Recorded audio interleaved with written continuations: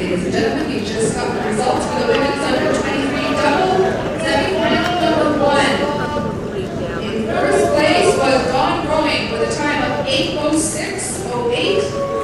In second, Conshohocken. Third, Henley. And in fourth, Chargers. Fifth, Potomac. Sixth, OKC HB Center. And in seventh was Washington Rowing.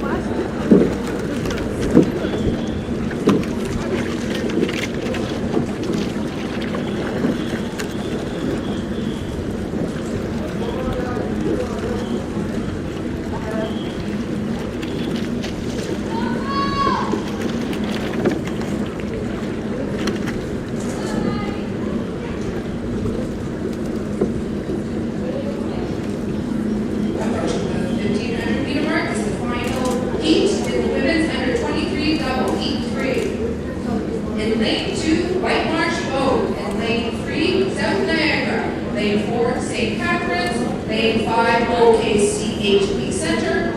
Lane 6, Arrow Laval Rowing. Lane 7, Green Racing Project. And then Lane 8, TBC Racing.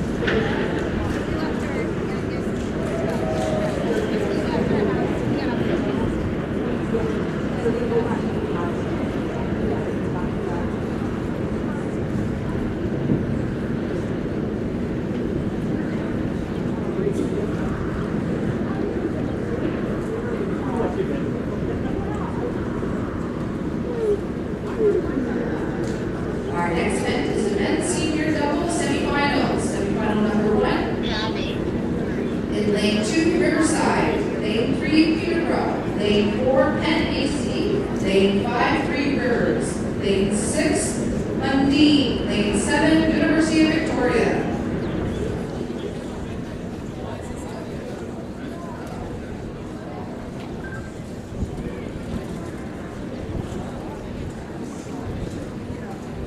We have the results for the semifinal 2 of the women's under 23 double.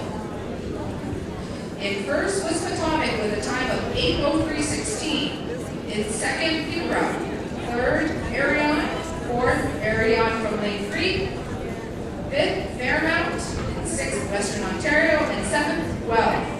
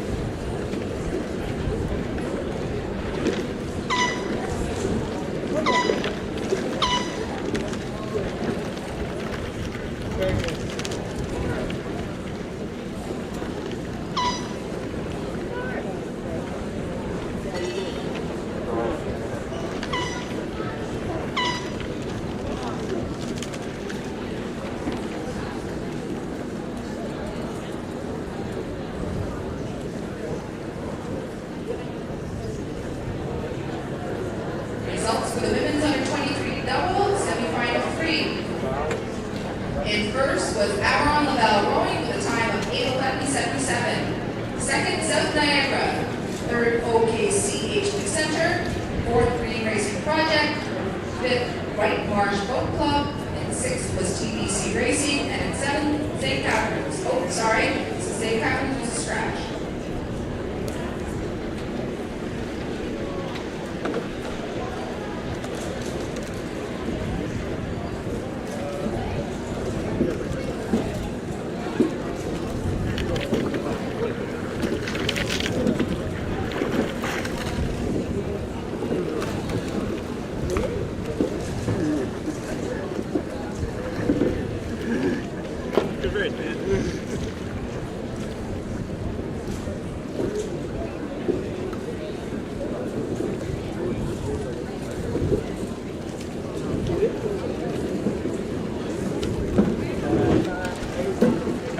At the finish, second place.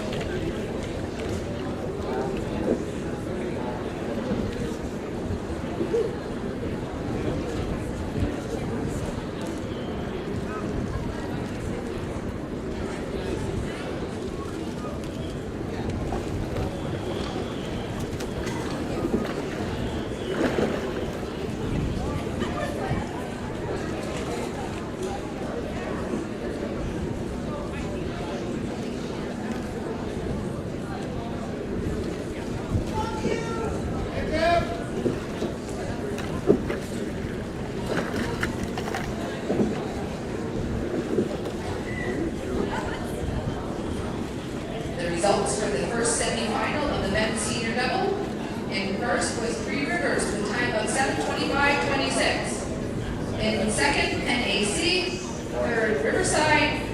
Fourth, Undine. Fifth, Peterborough. And in sixth, University of Victoria.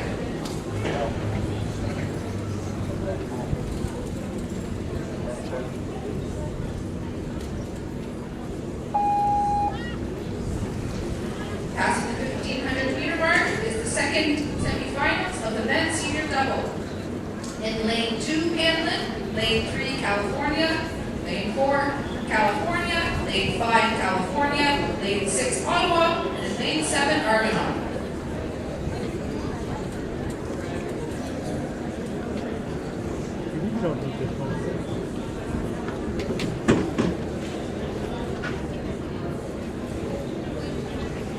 This event has 2 semifinals. The first 3 both from each heat will move on to the final.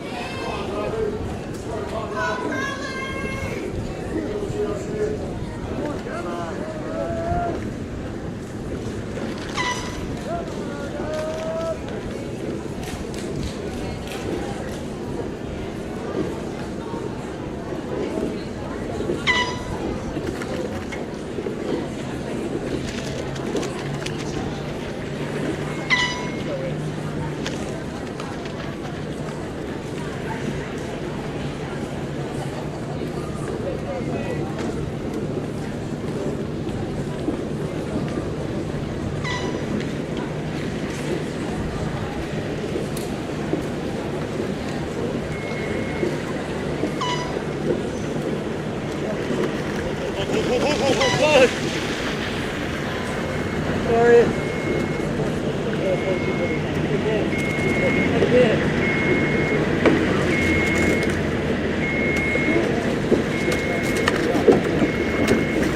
Well, say something.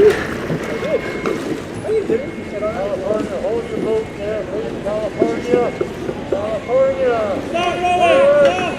California, hold your boat.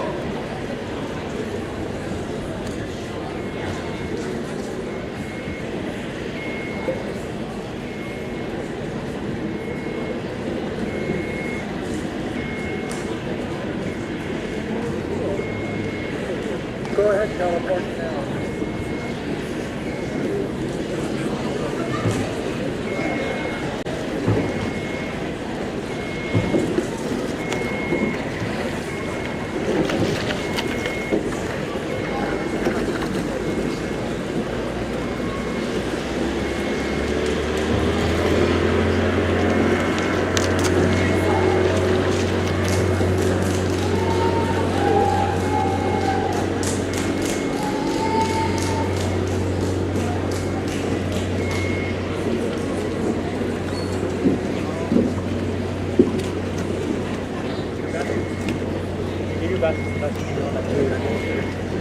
Alright, got really close to the water and we're blowing up.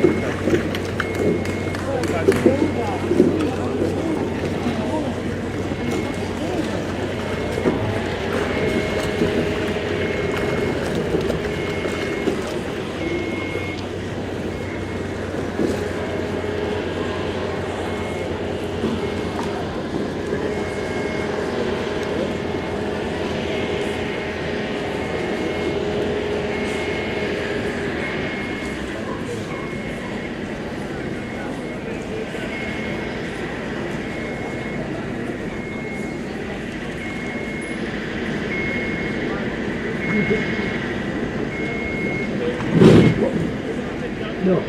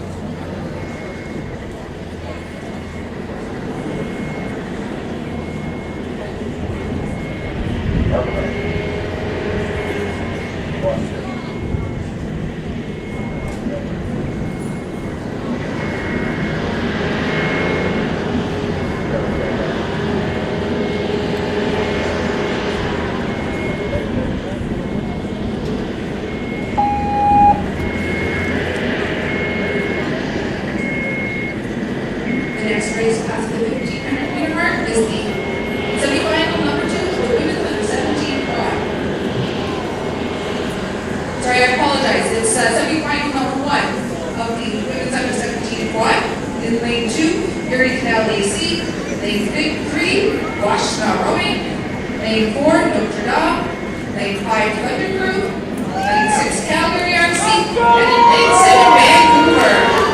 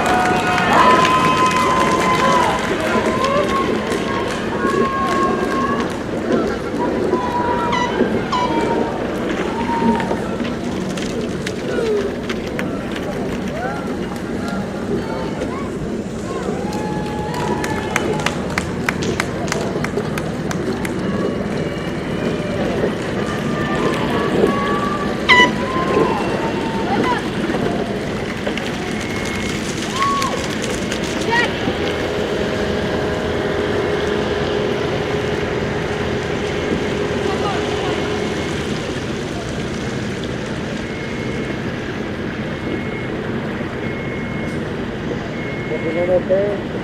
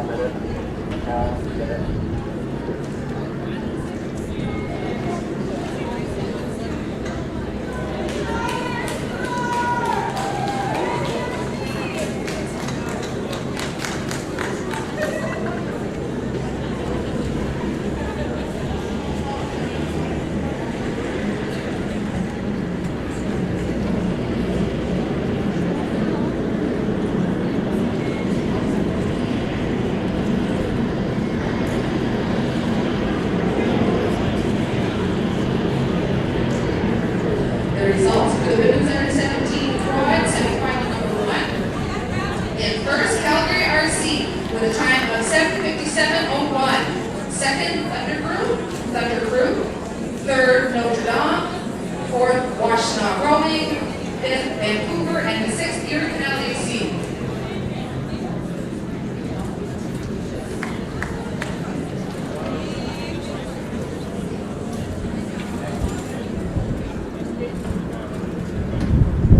Montreal.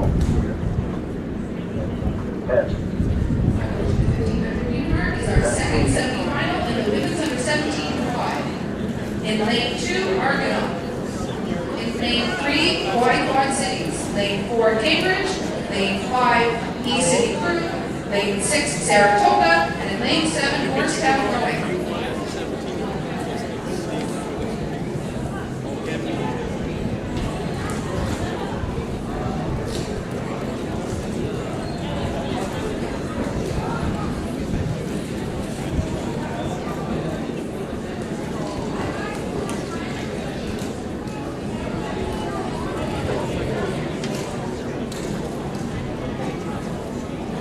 For the women's under 17 quad, the first 3 boats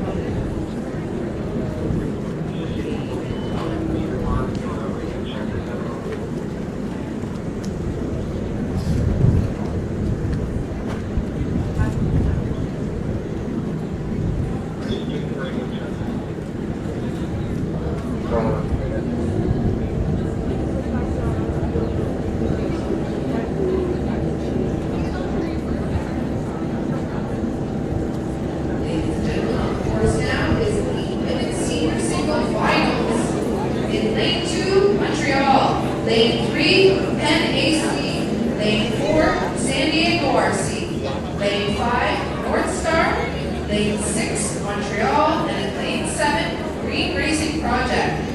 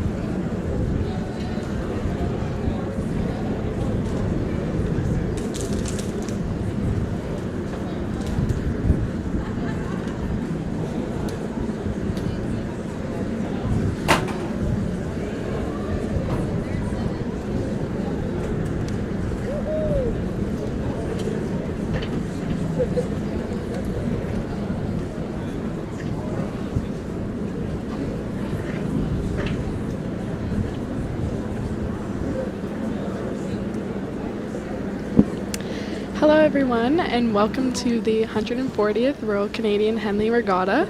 We are on the 5th day of races here in St. Catharines. My name is Yana Paquin and I'm here with Liam Bisser. It is currently 29 degrees and partly cloudy. There seems to be a bit of a headwind, which definitely makes it a little bit more challenging to race down the course. But it seems like everyone is pushing through the wind. Seems so. Right now, coming down is race 252. And looking at the screen, it looks like lane 6 possibly is a little bit out ahead, which is St. Catharines, but it's kind of hard to tell with that camera and the angle. You can tell a lot easier when it's aligned.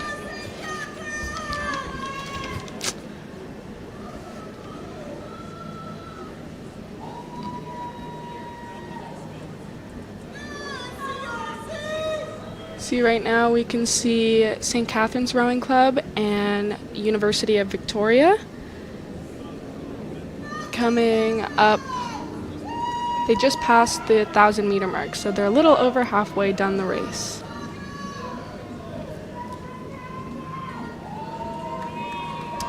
Right now, you can see the buoys. They turn red. That means they have 250 meters left, so they will be starting their finish. And that's St. Catharines about to come up to the finish line.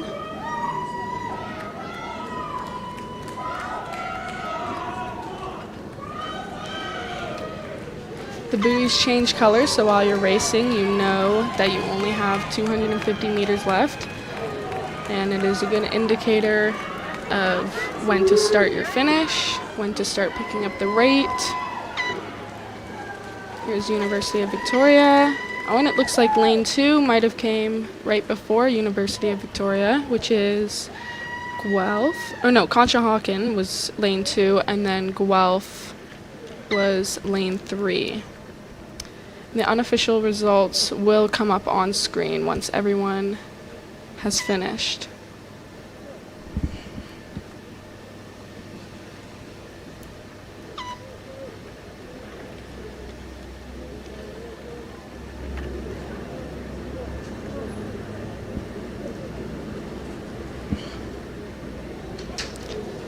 You can see all the rowers, and here are the unofficial results.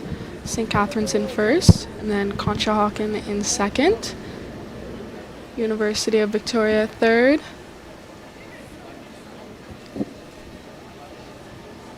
Undine in fourth.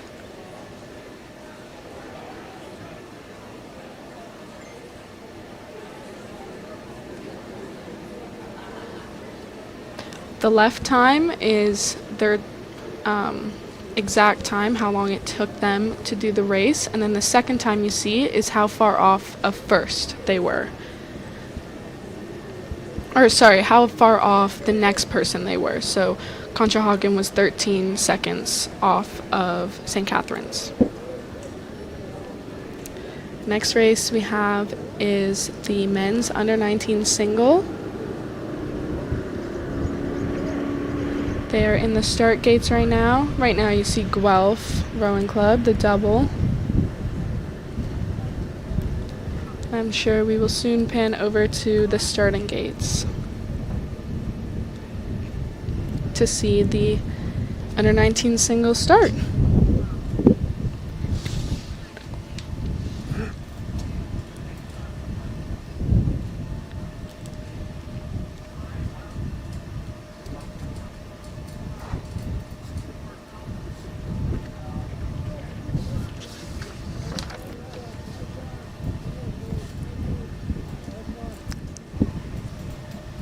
Now we can see the singles in the starting gates.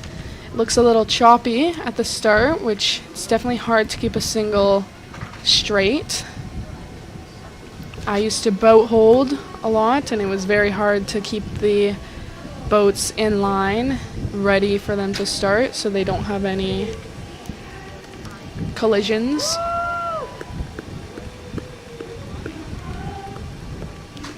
These boat holders are out there for hours holding the boats, holding singles, doubles, quads, and eights.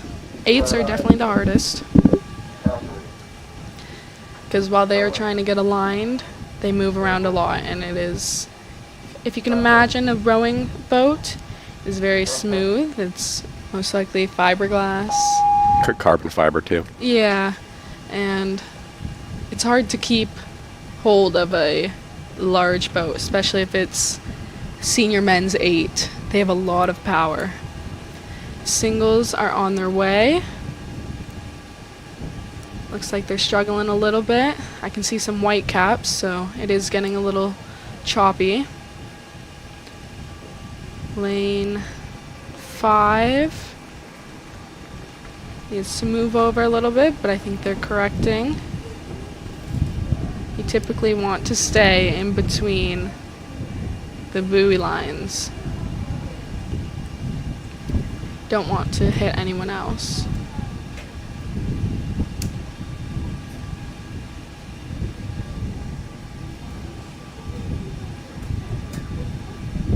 It's very hard to keep a single balanced, especially in the wind.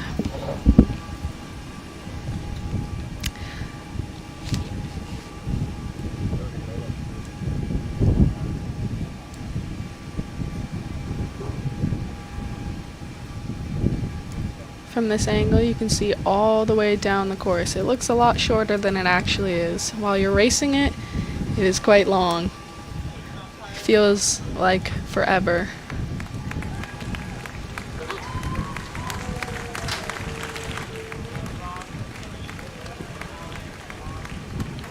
They should be coming up on the 500-meter mark soon.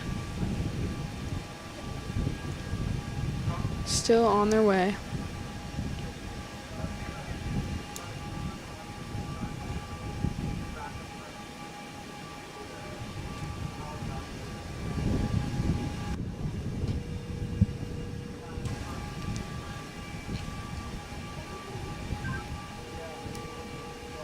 Looks really choppy. It does. Hopefully no one flips. That is something that can happen. I've seen it happen before. You catch a crab, your oar goes in wrong. It's happened to me personally. Multiple occasions. I don't think it's happened to me, not while racing at least. I think one time I fell in because I took my oar out all in the water to, because I put it in backwards. So I tried to fix it. It's a common mistake. It's fine. Yeah. Yeah, so on a boat there's oar locks, and if you have it the wrong way, if it's flipped backwards and you put your oar in, it looks fine, but you go on the water and it does not row fine. So you have to make sure that they are facing forwards for everything to be perfect.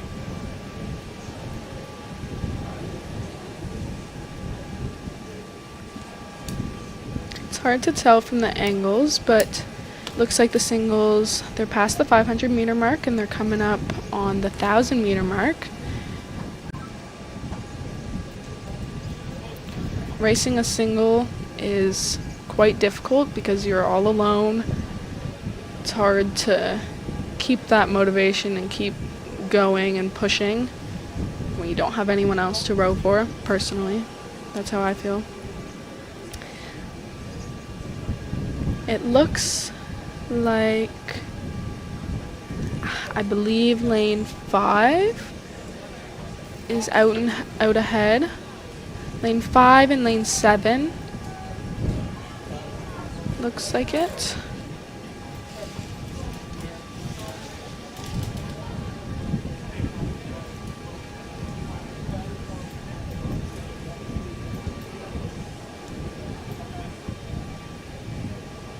Looks like they're just at the 1,000-meter mark, so they're at the halfway point of this race.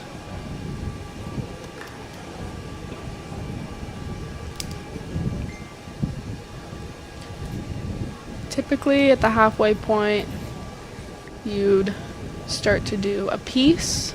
I don't know if it's the same for in a single, but I know in the larger boats, you do a bridge to bridge, is what we would call it, or just a piece to kind of move ahead of the crew you're neck and neck with there.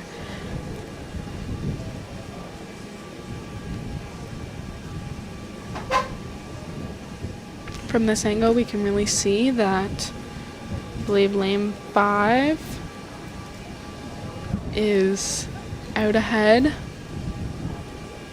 PBC Rowing Club. Looks like he's pushing pretty hard right now. Trying to keep that lead. Yeah, his rate looks quite fast, but you can see Calgary and CRI. CRI is really pushing to pull ahead of Calgary. It looks like they will pull ahead right now. But that doesn't count Calgary out.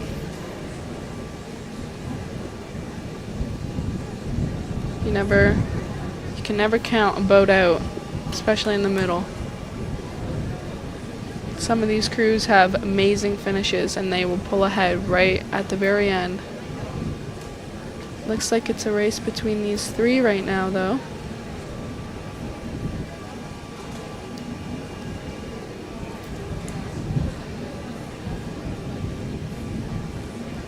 Looks like they just passed the 1500 meter mark and they only have 500 meters left. They're in the last stretch of the race. CRI has definitely lowered their rate, kind of settled in after that big push.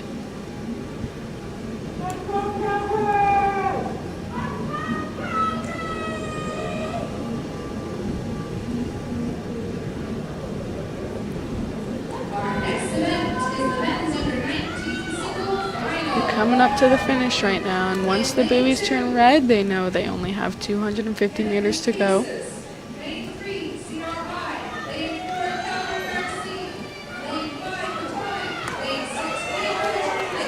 You can see lane 5, Potomac, is pulling ahead.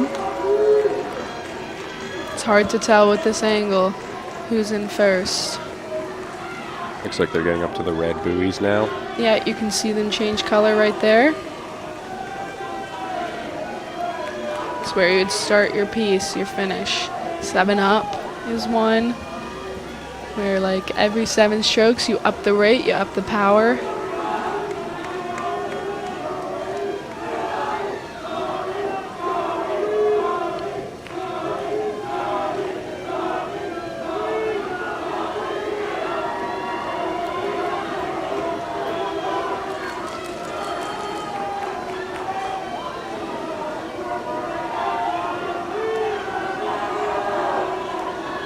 You want to make sure to row all the way through the finish. Don't stop until you are past those buoys, because the buoys aren't the finish line technically. There is another line, but that is a good marker, and you want to be fully past it, because I have seen people stop before they think they're done. Here we can see a big overview of everyone coming in.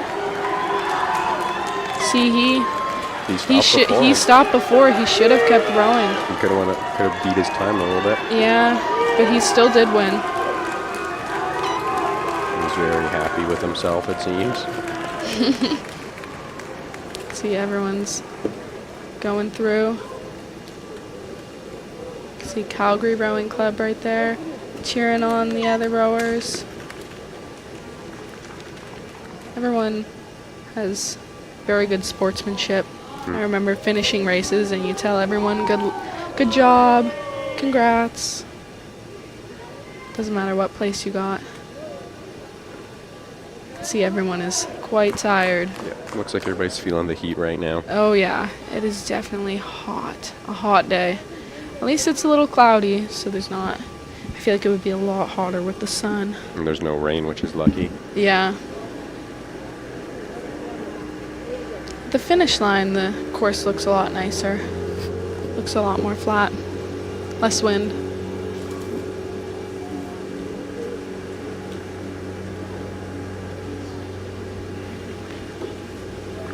The next race we have coming up is the women's under 23 lightweight single.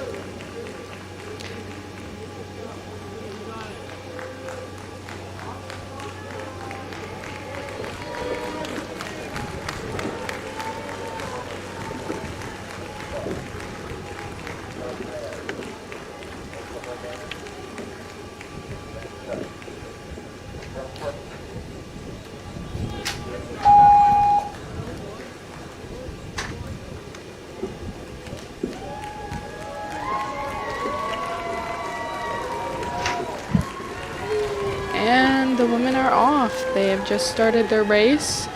Again, still looks pretty choppy at the start.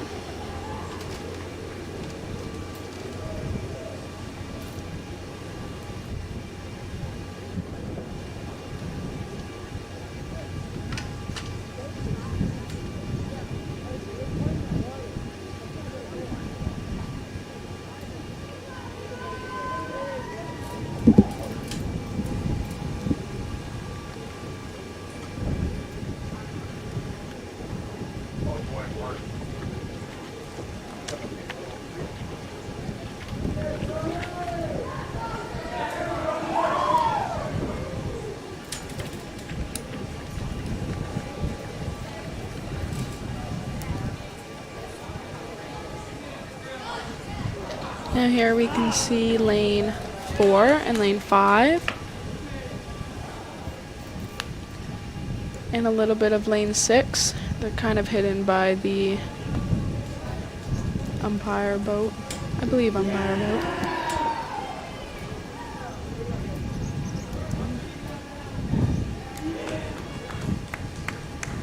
This regatta wouldn't run without all the volunteers. Yep, lots of help. Lots of help. So much help.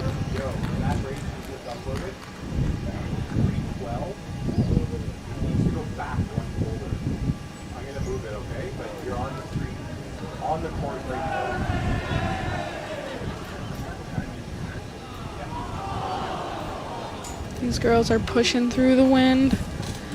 Still looks a little bit rough. You can see the white caps.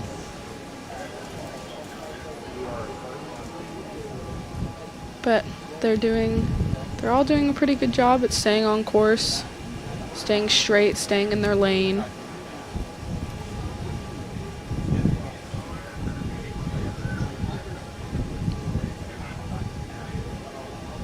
Does look a lot more calm at the finish. Mm-hmm. Which is, I feel like, typically the case. The start here, it's a little less sheltered. Yeah, for sure.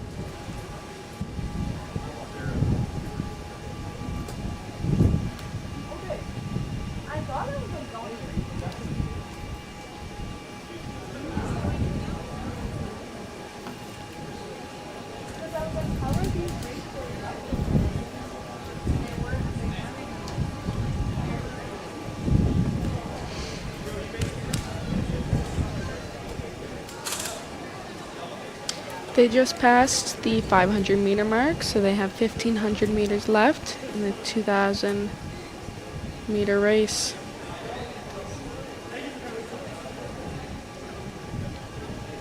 From this angle, it looks like lane 6 and 7 might be pulling ahead. Lane 6, Clara Van Dyke, raced quite recently. Mm-hmm. She was in a double with, I believe, her sister.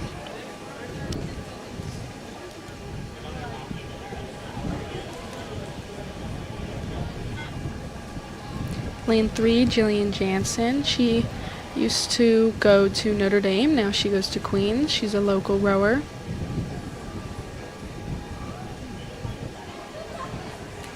Looks like lanes 6 and 7 are quite close from this angle. It's hard to tell.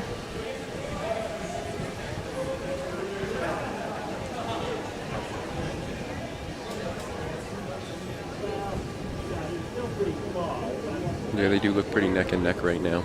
Yeah, and it also looks like, now you can see this is Jillian in lane 3 and Brooke in lane 4. They're fighting, still pushing. It looks quite rough. You want to keep your blades just a little bit above the water, but not hitting it, just to not slow you down. You want that V splash, so you want your blade to go right into the water. Maybe even back it in a little bit. You want to get the most water in your stroke.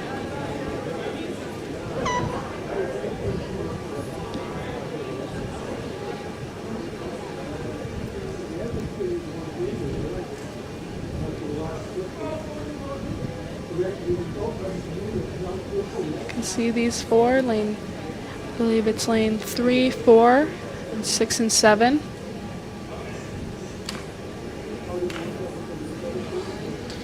Lane 7 is ahead right now, just by a little bit. But lane 3, Jillian, she seems to be picking up the power and the rate.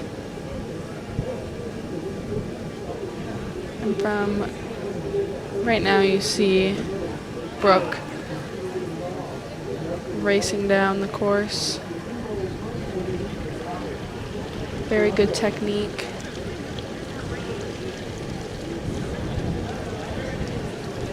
Reaching as far as possible.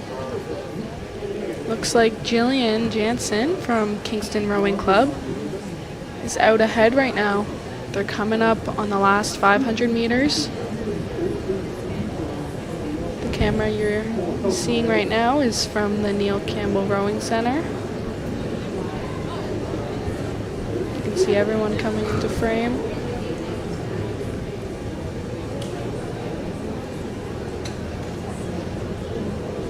Looks like a lot of the clouds have maybe gone away. I can't tell. Yeah, no, it looks like it. Especially closer to the finish. And even from this angle, it does still look a little rough. A little choppy. But not terrible conditions. I think we have definitely rode in worse. Semifinal. Lane 2, Kingston. Lane 3, Kingston. Lane 4, OKC, HP Center. Lane 5, OKC Riversport. Lane 6, South Shankar. Lane 7, OKC, HP Center.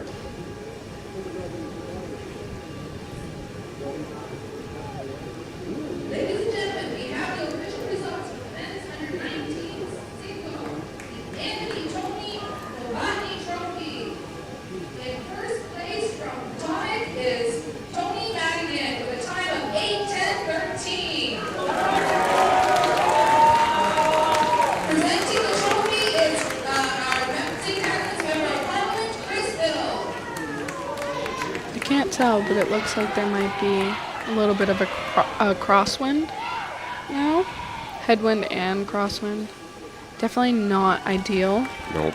It's always nice to have a tailwind. It helps you zoom down the course, but when you have a headwind or a crosswind, it really pushes you around and you have to fight really hard.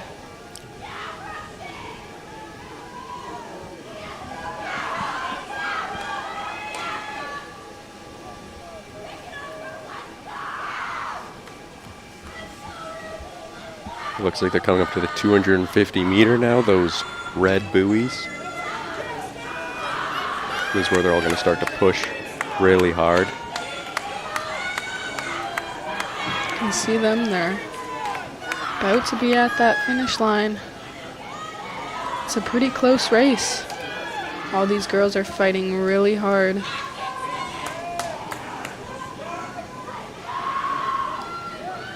Looks like lane 3, Jillian is pulling through. And she's done. And after her, lane 4.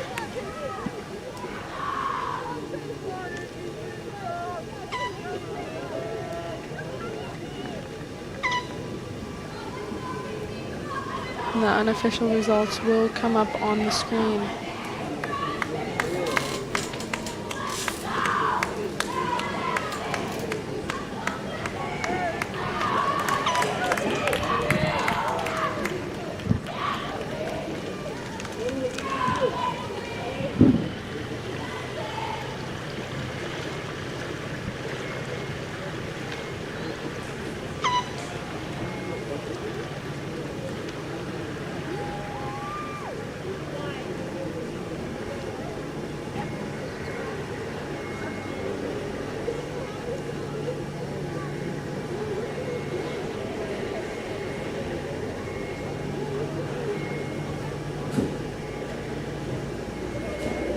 I believe she used to row for Notre Dame Rowing Club, because that's where she went to school.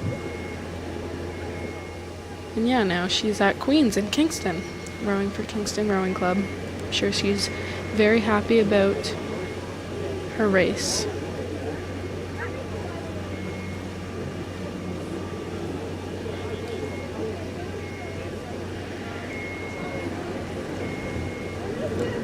You can see the yellow South Niagara uni, very recognizable.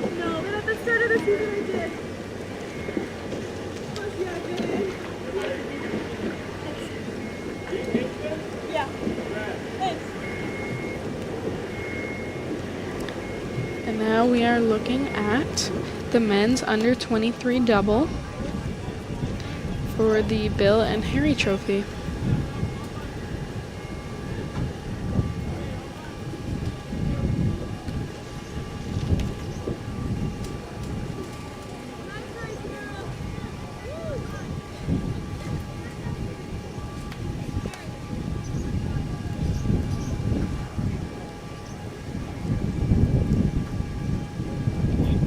Looks like the first half of the course is a little bit overcast. Still looks a little rough.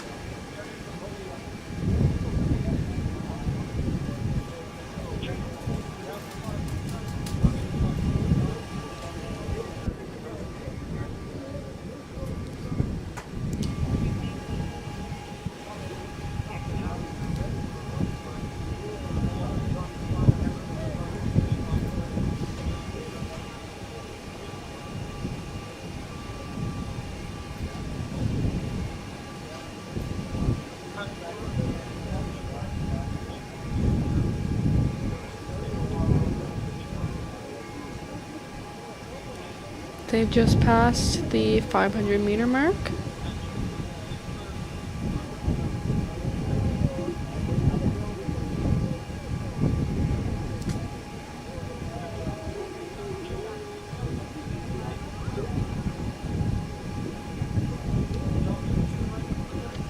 I feel like rowing a double is also quite difficult. It's kind of like a single, but then you have to coordinate with another person and make sure you guys are perfectly in time. Stroke seat, the person in the front does the rate, so the person behind them, the bow seat, has to follow their rate. They have to keep a steady rate. And then the bow seat has to steer and make sure they stay on course, stay in their lane, which is definitely difficult when there's wind. Bow seat will give call outs to stroke seat. Usually they'll call if they're going to do a piece. So they're all coming up on the 1,000 meter mark, the halfway point. Typically that's where people do a big piece to get out ahead. But the bow seat will call all of those things out. They will call harder on port, harder on starboard, depending on where they need to go.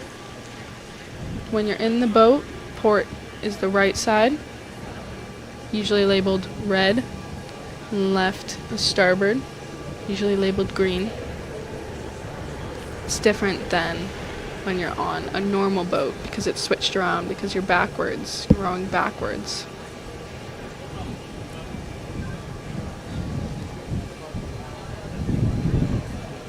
Here we can see lane 6, 4, and I believe 3. Looks like lane 3 is going pretty hard right now. Yeah, or lane 2. It's hard to read the bow marker. I think it's actually lane 2. They, in the yellow boat. Oh, yeah. Yeah, they most likely did a piece right there to try and push ahead. Here you can see that those 3 boats are quite neck and neck. If you look at the buoys and follow the buoy line, it's easier to tell with the angle. They're coming up on the 500 meters. I feel like those 3 might start an early finish just because it's so close. You really want to get ahead, but you don't want to start too soon because you don't want to fly and die, as they'd say.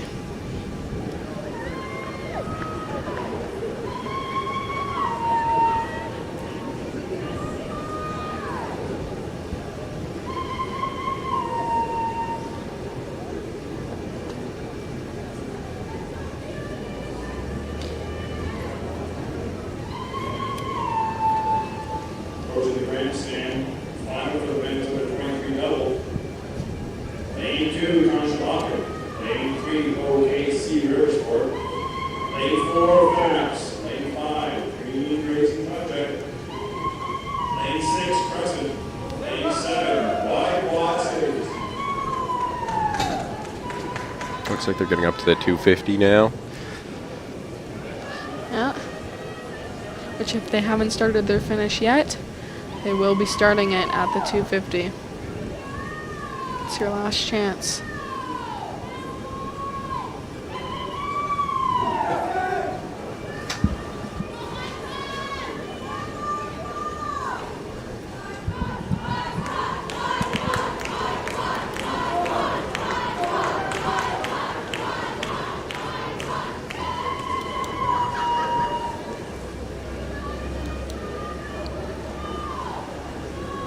As we're panning out, you can see all the boats.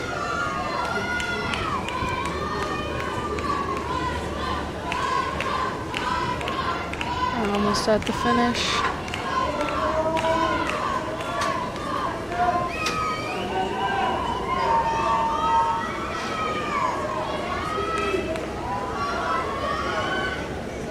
You can see their rate is very high.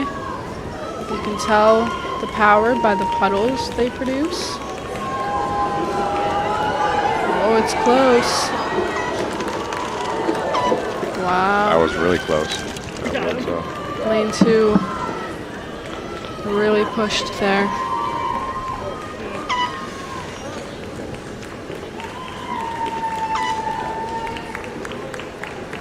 You know you're done once you hear that beep, that air horn. the horn, yeah. But you do want to row all the way through just in case.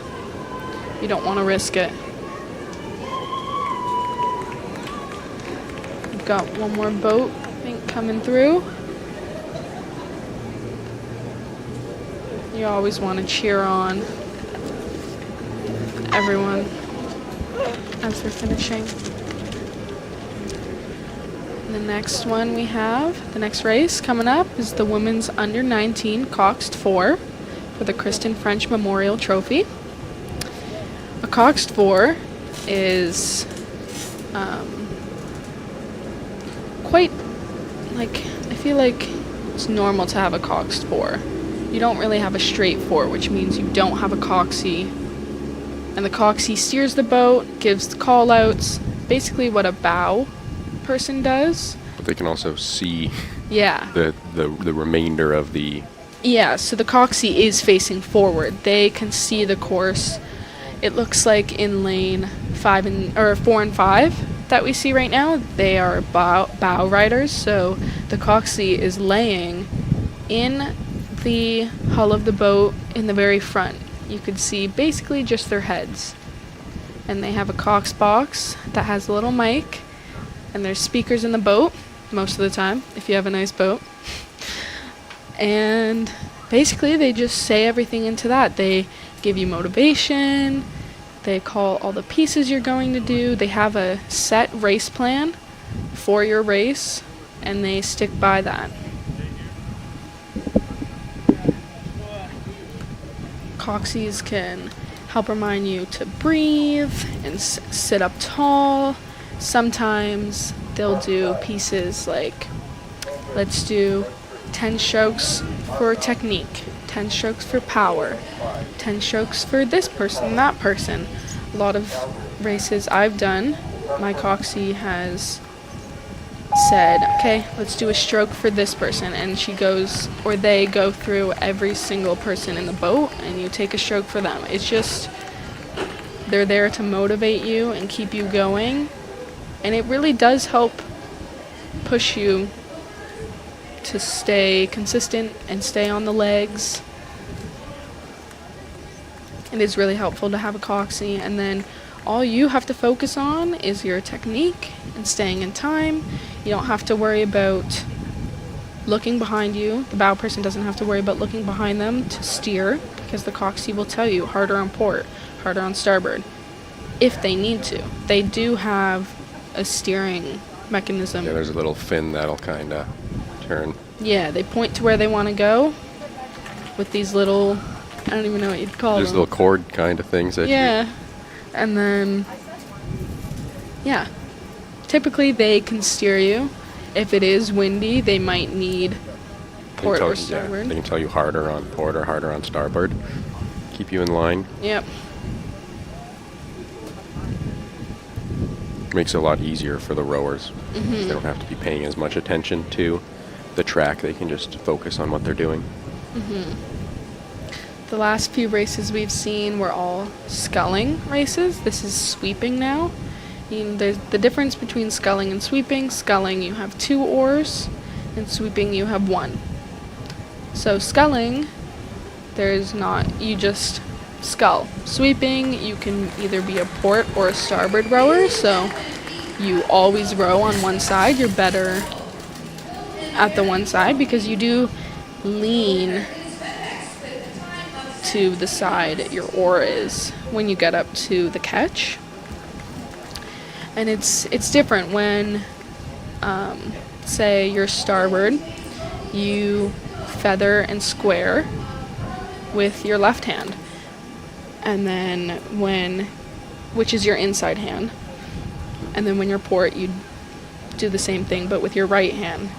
Basically, your left, or your outside hand on the oar is just keeping it in place, helping tap down a little bit.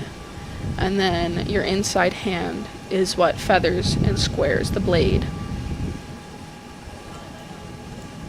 Most people only row one side. Some people can row both.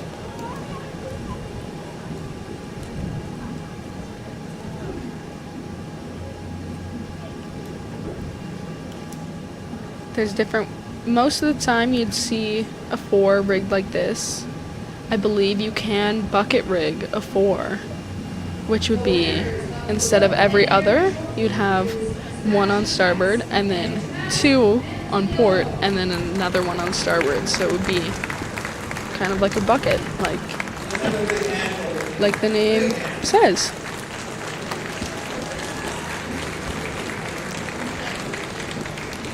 It is more common in 8s, though, for a bucket rig, which, again, still not very common. I don't think I've ever rowed a bucket rigged boat. I haven't. I don't even think I've seen a bucket rig boat. I don't know if there's really benefits to that. I think it just depends if, so in the middle of the boat is kind of the power of the boat. The first 2 people, stroke and 7 seat, set the rate for everyone, and everyone basically follows them. You can see they are at 1,000 meter mark. They're halfway down the race. These 4s go a lot faster than these singles and doubles. You can see lane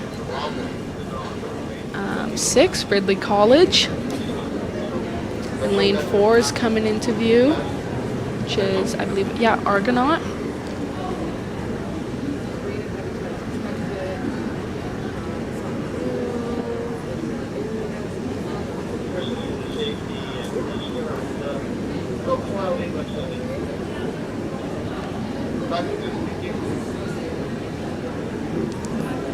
Looks like all of these boats have bow riders, which is very nice. When I was rowing, it was most of the time the Coxie would sit in front, and if you're stroke seat, which a lot of the time I was, you'd be staring right at the Coxie. The Coxie is just right in front of you, sitting in a little seat. Screaming at you. Yes, screaming into their little mic. But it is very motivational. It helps you stay focused and not think about the pain, think about how tired you are. You just think about pushing with every stroke, using the legs on every stroke.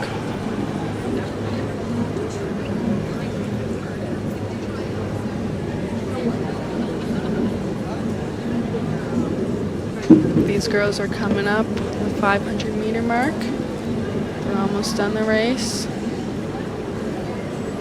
And they'll definitely start to pick up the rate. It's hard to tell who's in front right now. I believe lane 5 maybe? Or lane 6. It's hard to tell. I feel like it's lane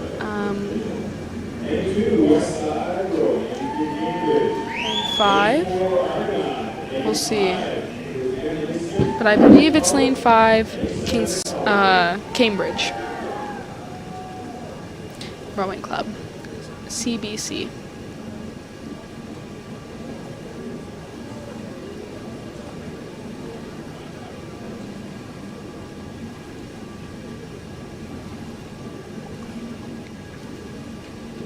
You can see the red buoys.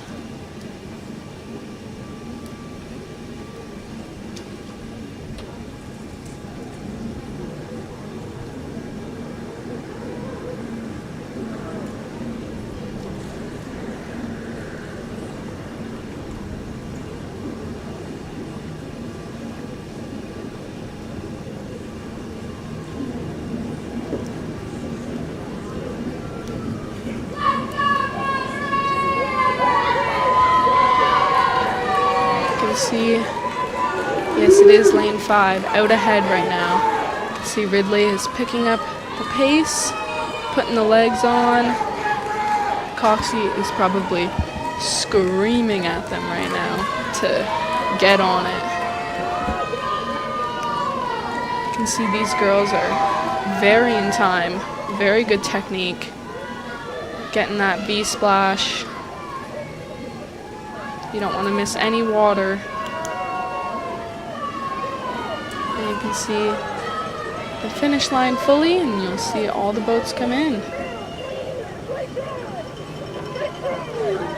And someone in the comments said that the U.S. men's 4 just won an Olympic gold in a bucket-rigged 4. Sounds pretty cool. It does happen. It exists. It's a race. I wasn't lying, guys. I wasn't lying. See Ridley pulling through. Definitely hot out. It's very nice to put your feet or your hands right into the water after you're done. It's quite refreshing.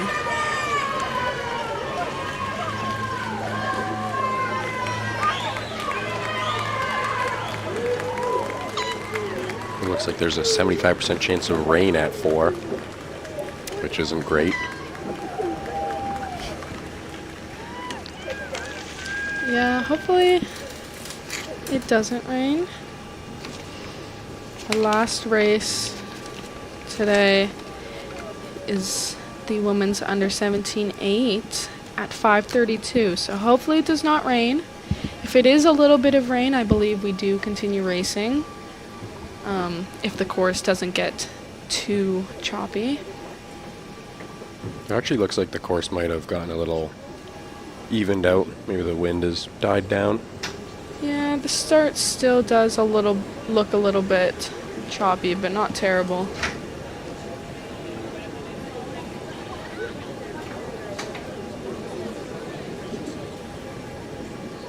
It's definitely a hot day out. We are inside and it is There's hot. no air conditioning. No. It's really hot. We're in a little hallway right now. And there's no airflow. Nope. So I can only imagine racing down the course in this heat. Oh. Very hot. The next race we have coming up is the women's under 23 pair. Definitely, that is a difficult boat to race. A pair is probably one of the hardest, I think. Harder than a single and double, because a pair is sweeping. So there is only 2 oars, and they're on their way, which we will switch over very soon, and you'll be able to see.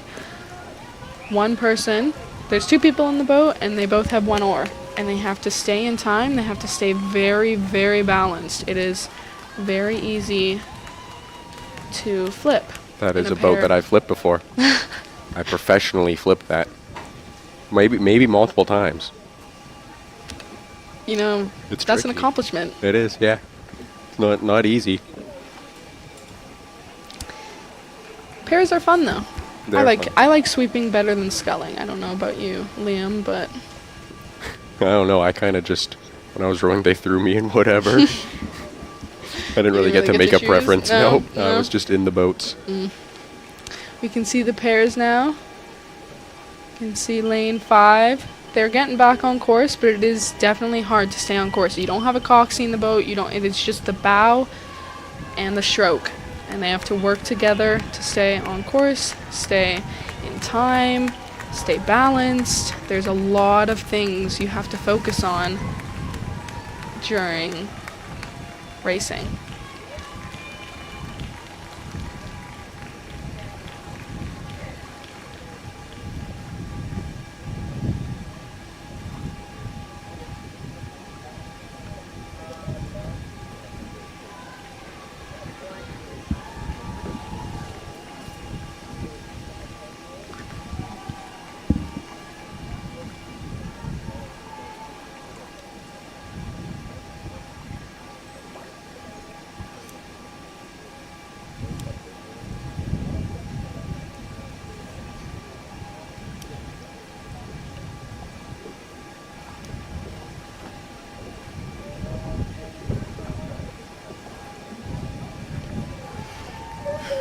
The pairs are coming up to the 500-meter mark.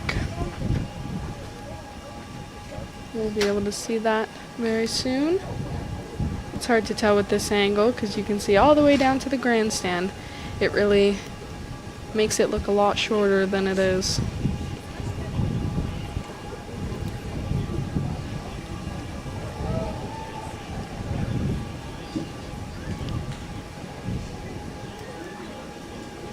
Seems like everyone's staying on course pretty well, especially with the wind. Definitely a difficult task.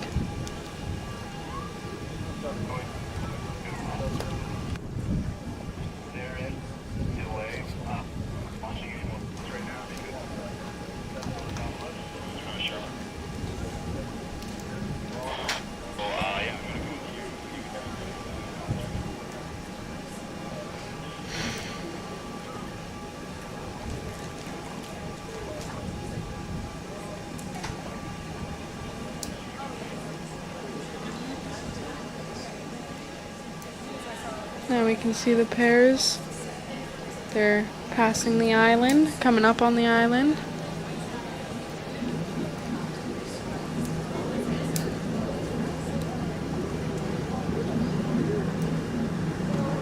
Looks like lane 4 and lane 5 might be ahead.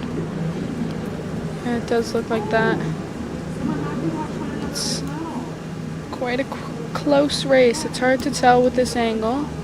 We're looking at lane 5 right now, Kingston Rowing Club.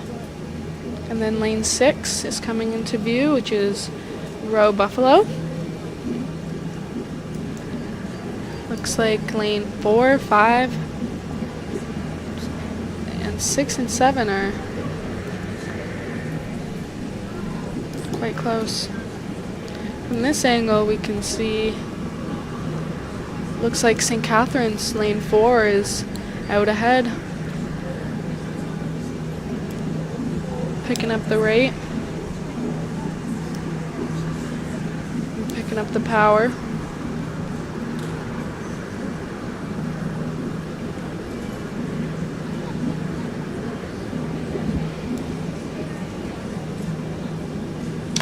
You can see those girls. They're working hard, pushing hard. You can see how in sync they are with each other. Make the boat not tippy. Yeah, it's very crucial that they stay in time, especially in a pair.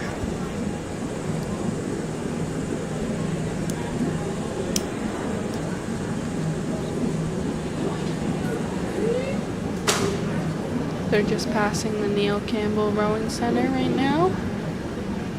Very new building, very nice. It's very nice. Coming up on the 500-meter mark. Almost done this race.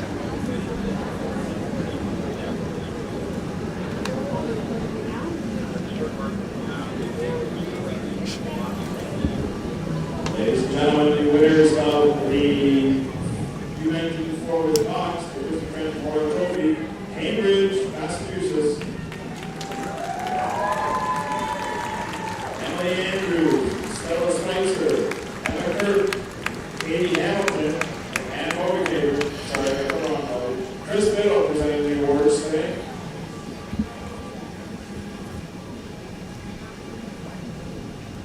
You can see they're almost at the red buoys, which I mean we've said before, but it means they're at the 250-meter mark. They only have 250 meters to get ahead. It really is a short distance when you're in the race. It goes by really fast when you're racing, too. It does, and in the finish, and you get this adrenaline that just sends you, and you push as hard as you can. You didn't even know you could go that fast. The rate increases to something you've never even done before, and you're keeping up somehow.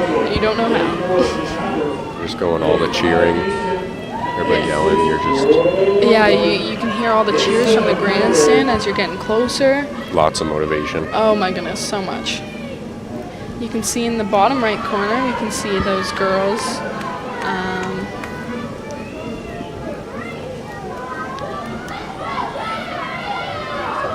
I believe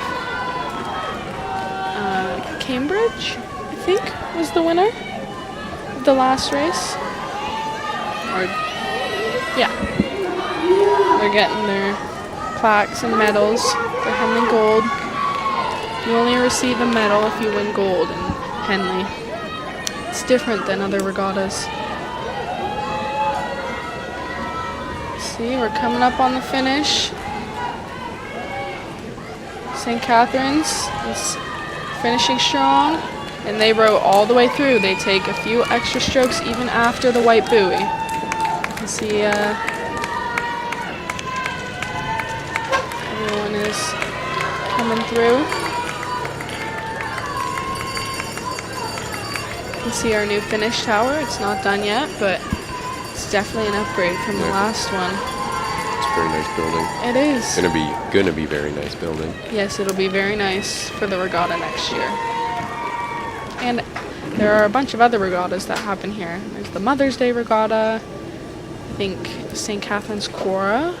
I don't know if that's all the time, but I've definitely rode that one.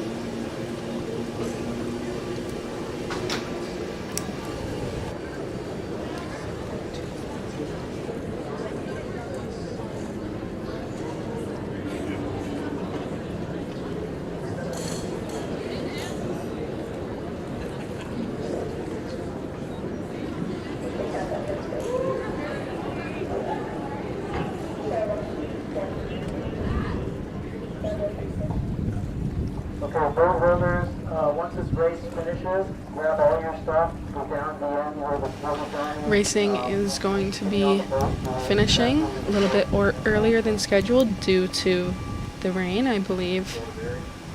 Sounds like there was some thunder, possibly. Not good when you're on the water. Yeah. So they're doing, I believe, shorter intervals between the races. Yes, there is also the Worlds in August. The Worlds are also going to be here. That's Which pretty is exciting. Yeah, it is. It's awesome that it's a great course when it's not windy. Yeah. It's a very beautiful course. The grandstand is super nice to have. The island in itself is a very nice, It is. yeah, just a nice little area. Yeah. If you've ever been to the Henley Island, There's, well, with the new Neil Campbell Rowing Center, it's very nice for training. I think they have ergs in there, and I believe the weigh-in room is now in the one half. It used to be upstairs in the office. I'm kind of sad it's not anymore because I've painted a big mural up there with a bunch of oars. I mean, it's not done, but maybe one day they'll move the weigh-in room back up here. They'll move the wall. Take the whole wall I think take a and bring it picture down of it. there. Take a picture of it and put And it on print the it wall. out, yeah. You can see these men's senior single. They are, I believe, right at the 1,000-meter mark, halfway. And the race after that, the women's under-17 double has also began because they're starting these races faster than normal to get everyone through before the weather gets bad. Which is perfect because I had to leave at 4 anyways, so it'll be perfect timing. Hopefully. You can see from this angle, these singles, everyone's coming into frame. Don't know. It's hard to tell who is who. Can't tell if it's lane 5 out ahead. Brock possibly. The sun is really messing with the camera there, and we've switched. Or the exposure went a little crazy there. Yes, it does look like lane 5 Brock Rowing Club is out ahead right now. And we can also see lane 3, which is Penn AC. Lane 2 is coming into frame. 3 Rivers.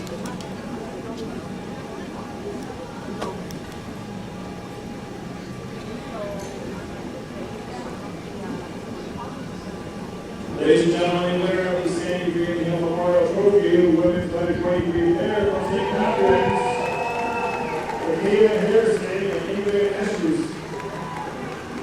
You can see in the bottom right corner the 2 St. Catharines women. The girls that won are receiving their Henley golds and the plaque, I believe.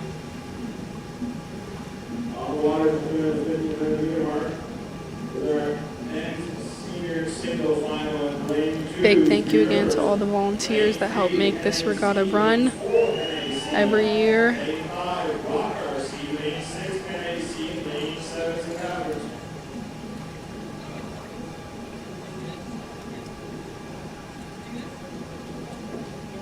Singles are still coming. They're coming close to the finish, I believe. They'll be done quite soon. And we'll see who is out ahead.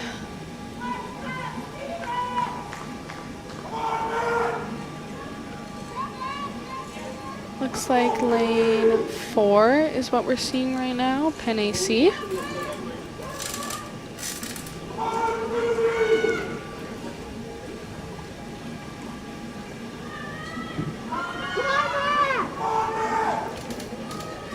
Camera switched and we can see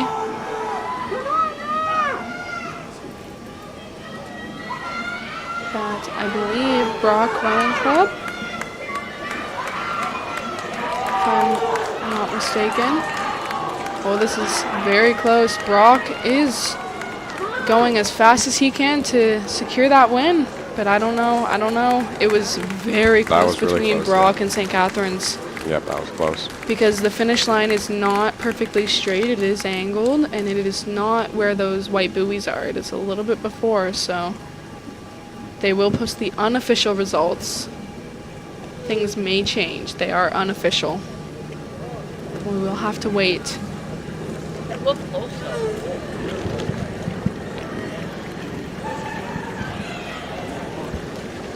Stephen Harris really put the motors on there to try and secure that win, and we'll have to see.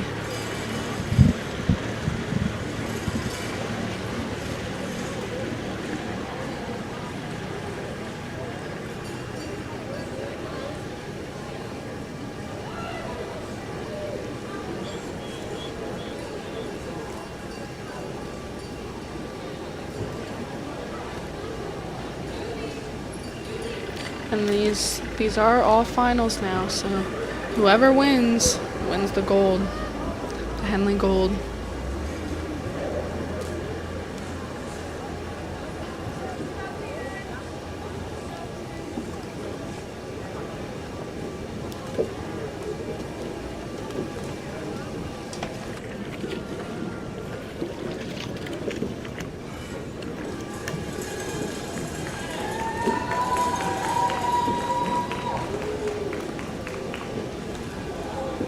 The doubles are, I believe, halfway. Here's the Brock rower. Looks like Brock might have won. We will have to see. He is at the dock right now, though. Now we can see the doubles. They're coming up on the 500 meters. They're almost done.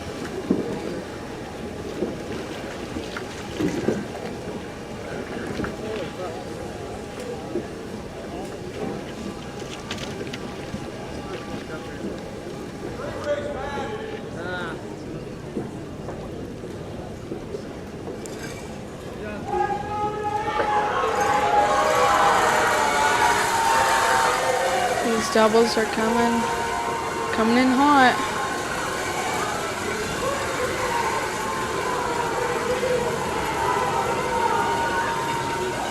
I think you guys can hear everyone cheering and screaming.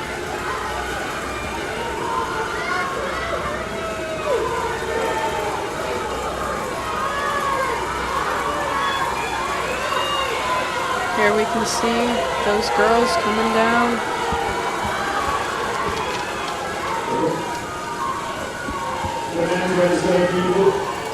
Right now we can see St. Catharines and Calgary Rowing Club, lanes 6 and 7. Pushing hard. I love those St. Catharines unis. Yeah, they're good. They stand out well too. Most of the time the unis are kind of like the Calgary ones, but then there are some different variations, some women's variations, like those St. Catharines ones, which are super cute.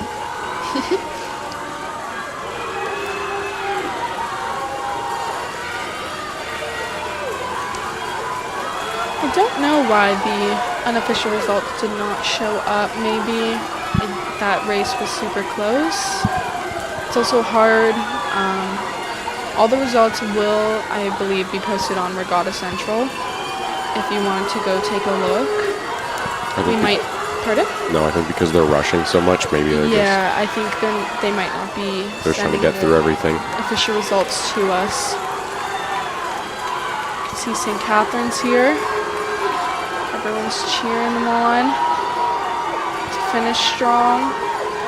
These girls are working hard. We're almost at the finish.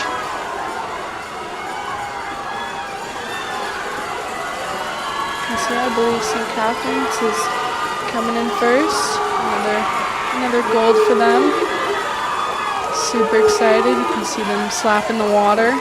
Super proud of themselves.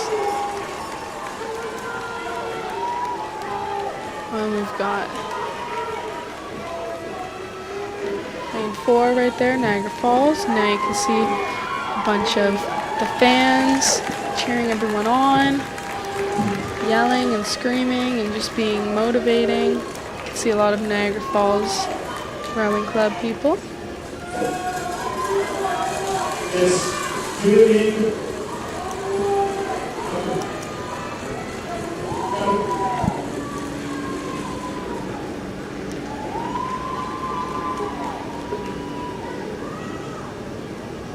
Here we got Calgary Rowing Club.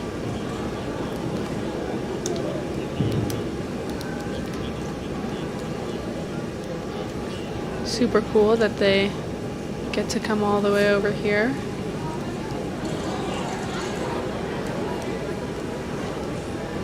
I've seen the Calgary Rowing Club. It's quite nice.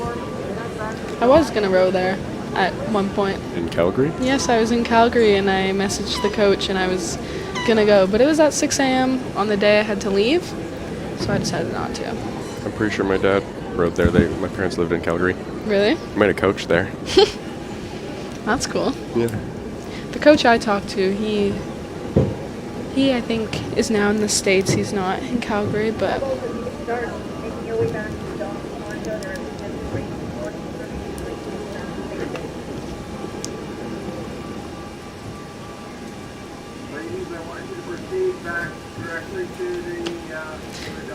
looks like Brock, I believe, did win that single. In the very end, he pushed through. You can see him at the grandstand right Well, it now. looks like it's starting to rain as well.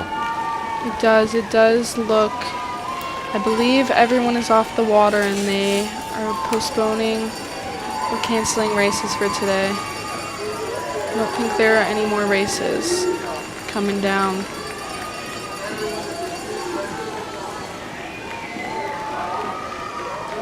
All the results will be posted on Regatta Central's website.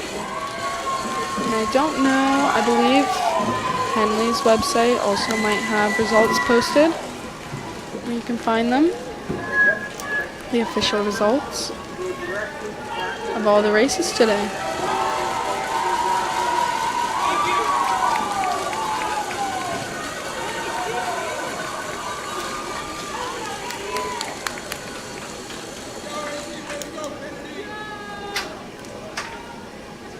There you can see everyone going into the dock at the island to get off the water.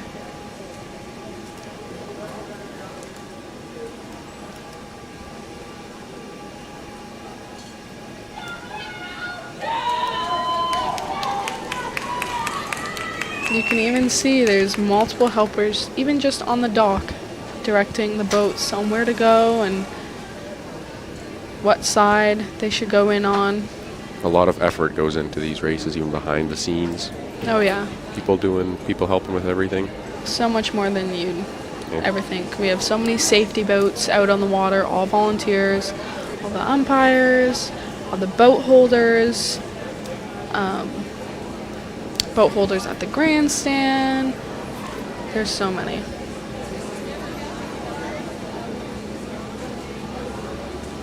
I have to go though.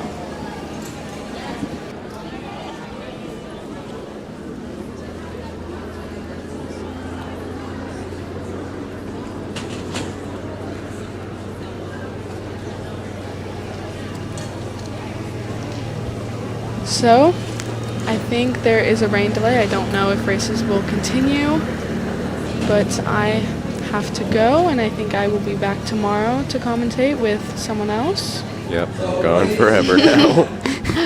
I hope you guys enjoyed the live stream, and stay watching, and you can see maybe the races will continue. Coming in, we are putting the regatta on hold right now until such time that we can clear for the weather conditions. Okay, but just so you know, we'll try to keep you updated on any of the changes. But we have our own way of monitoring the weather here and as far as something else. So safety first for all the crews.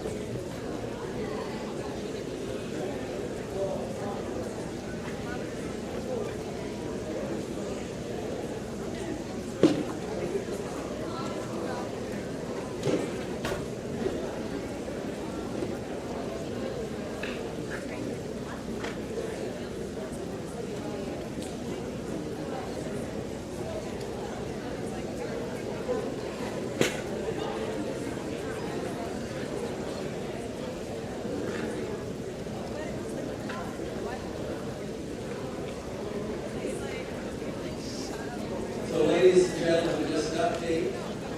So we're going to stay on hold until 5 o'clock.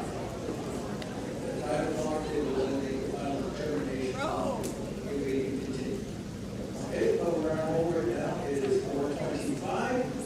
So enjoy each other's company. Okay? Sorry for the can't control the weather.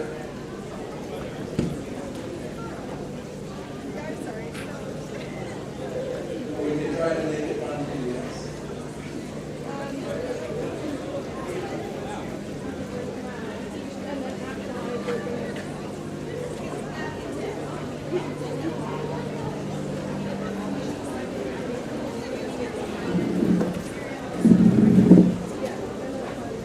Okay, so on that best, this is the other stuff in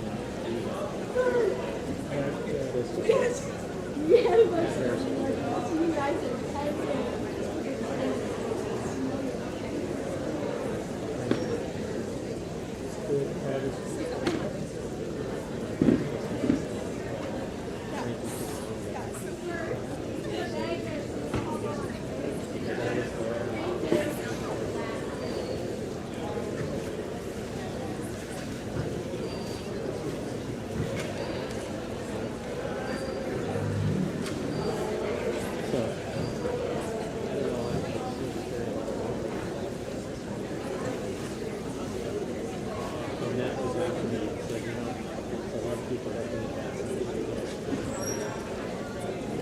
so 3 different things. All these other things, of course, that you guys made a decision. Now that was on today's agenda, but this is last night. As I normally see those. And you can move forward to the next as well. Just put up the train set.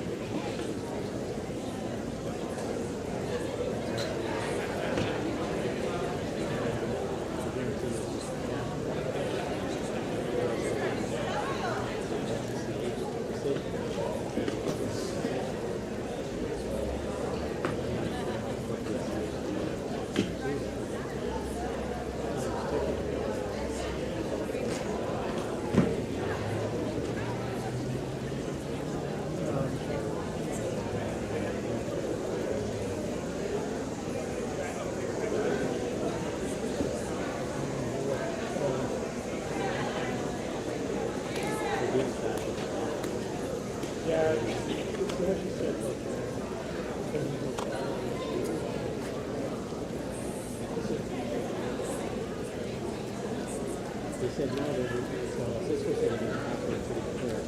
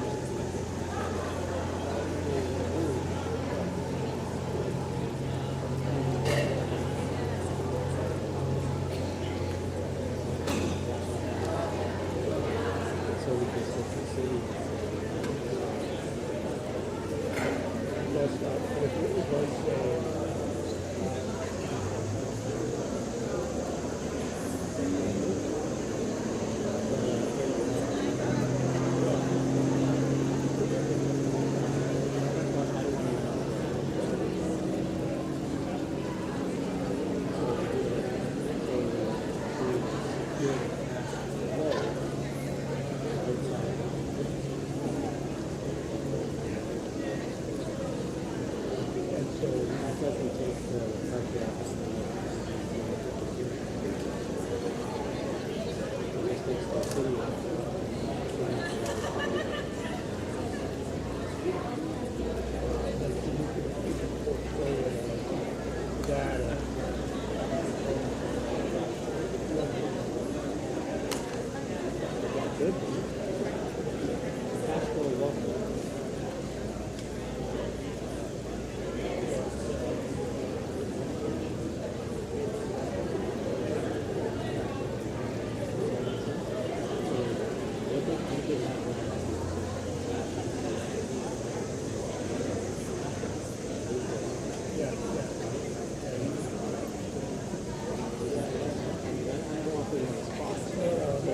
looks like they run into a bunch of hoops where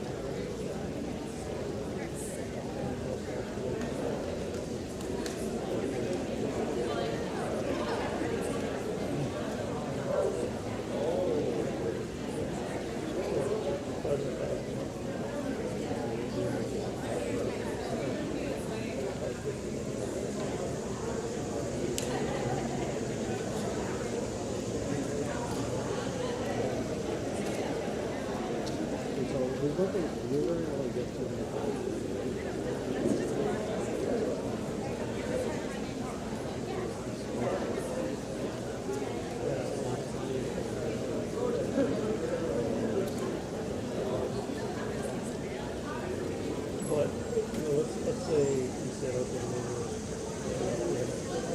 out that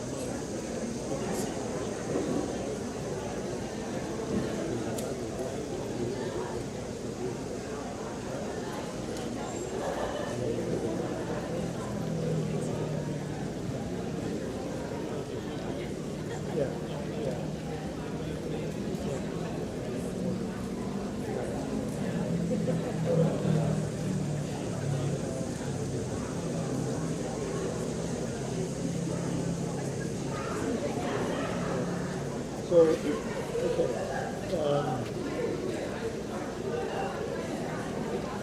But on the other hand,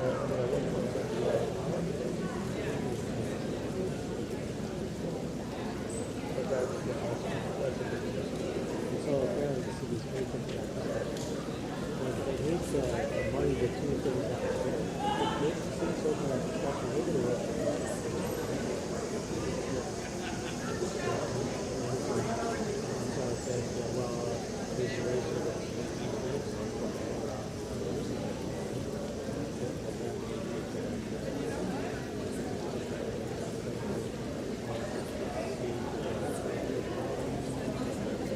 Yeah, if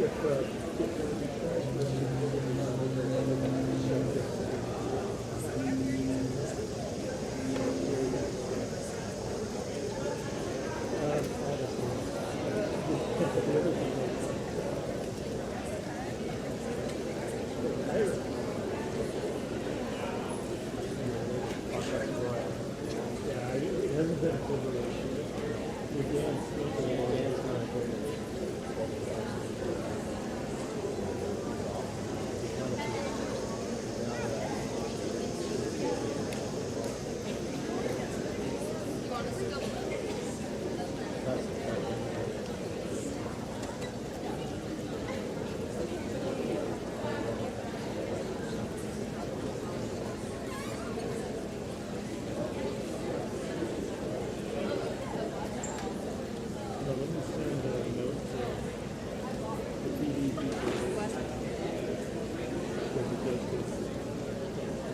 So again, we weren't going to get this until like, so we got enough to get.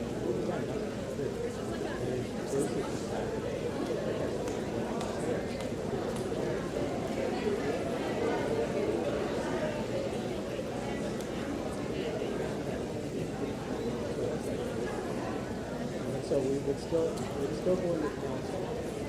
We'd still tell them where we're at.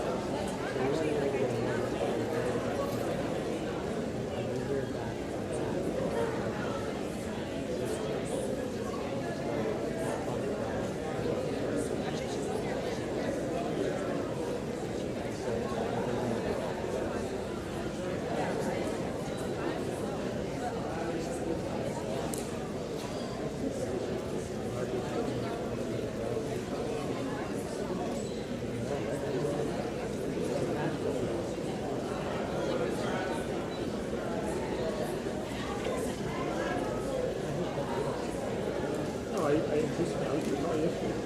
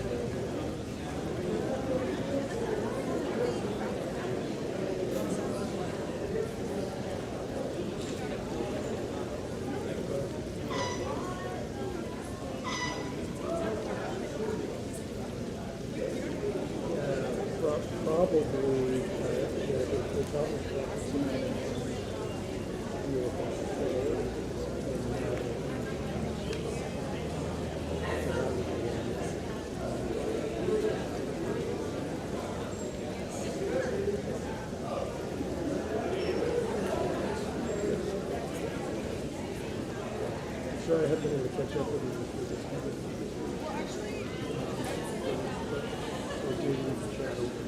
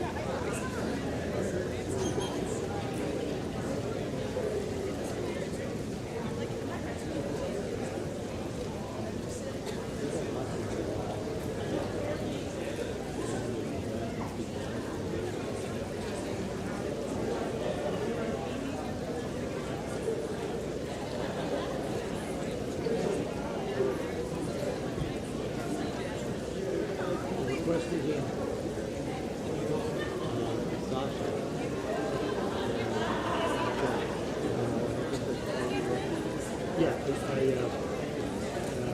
yes, I wrote that.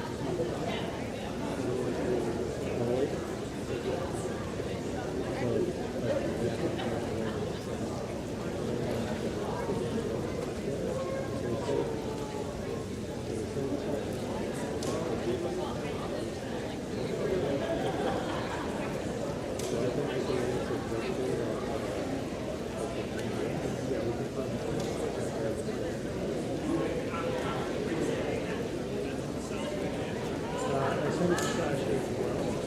He said he was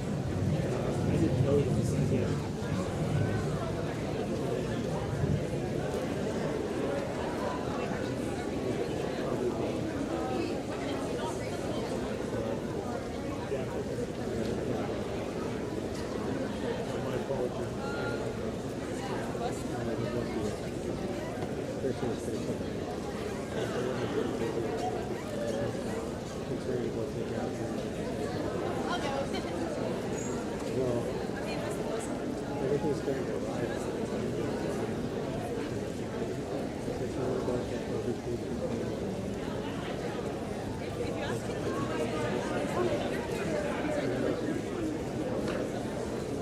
They're just taking it over there.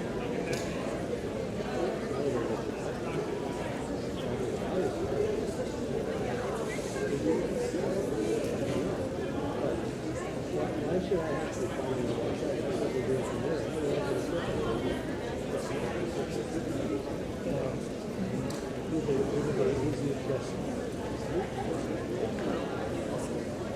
so we already had a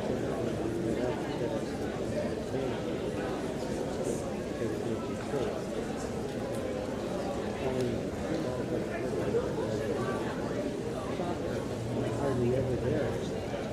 So I sent him a note and he said, please let me know when it's live.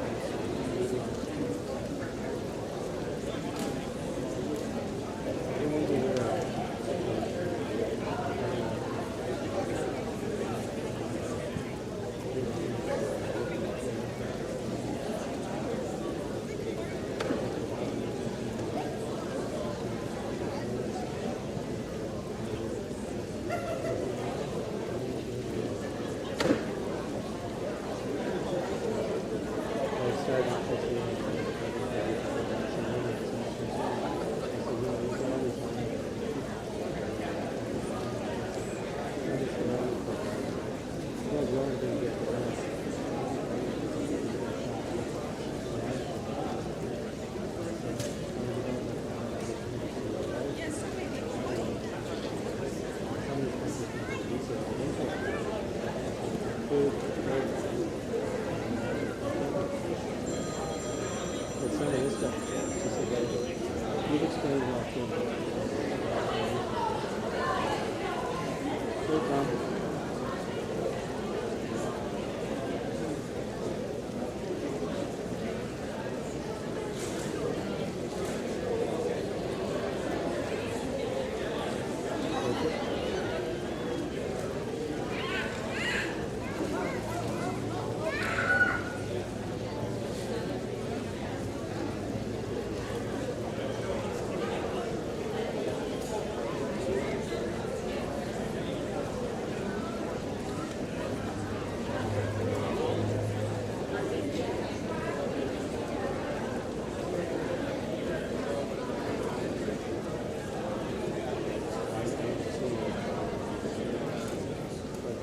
Seems to make sense.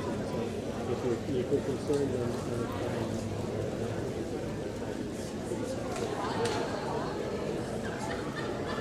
so you think you said every 5 minutes.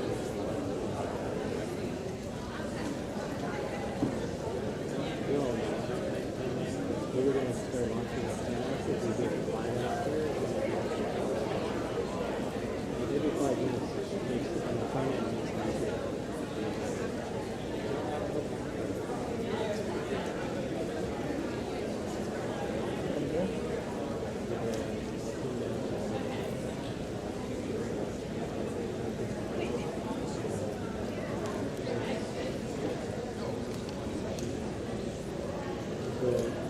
Everyone's new. Tom's always nervous. Garrett, Serge,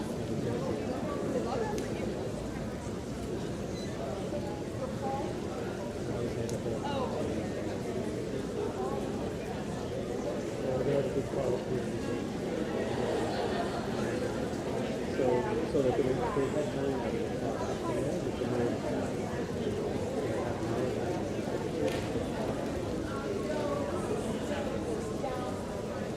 well, then after people delayed.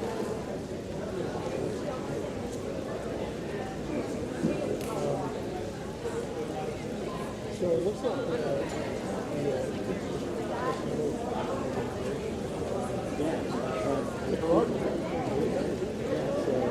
so but that's why when they call it anyway, it's just like do all this stuff.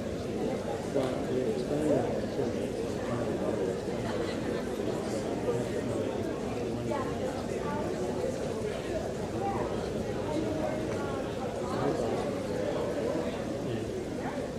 they very much appreciated us calling them and having me come up.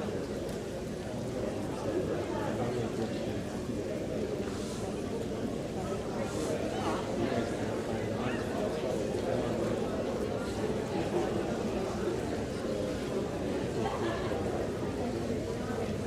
we're getting brownie cards really, and like there's money available.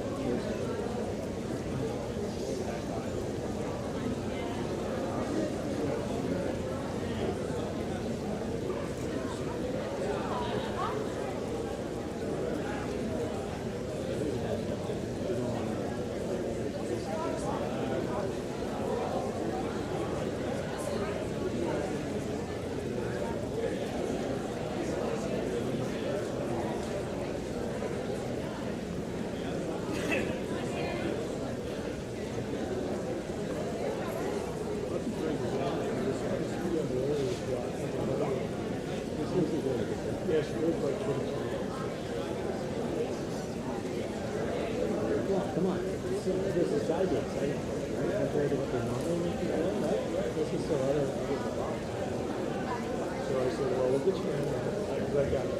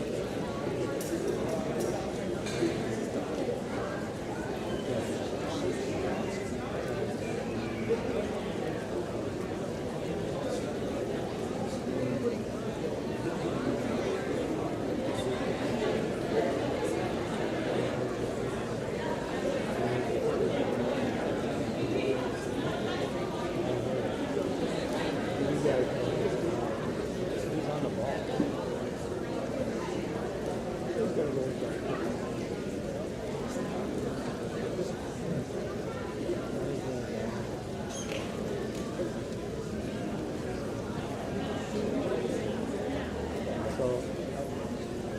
as much as I think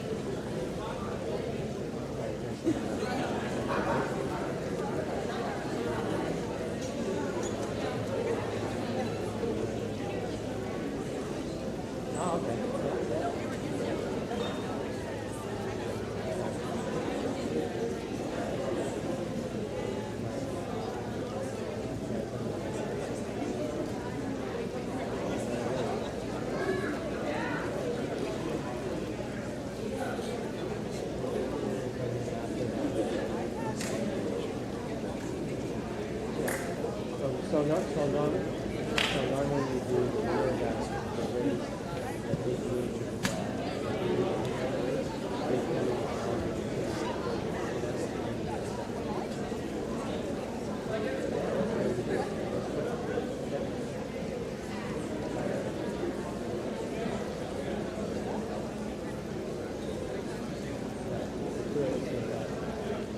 Yep, that's perfect. Yep.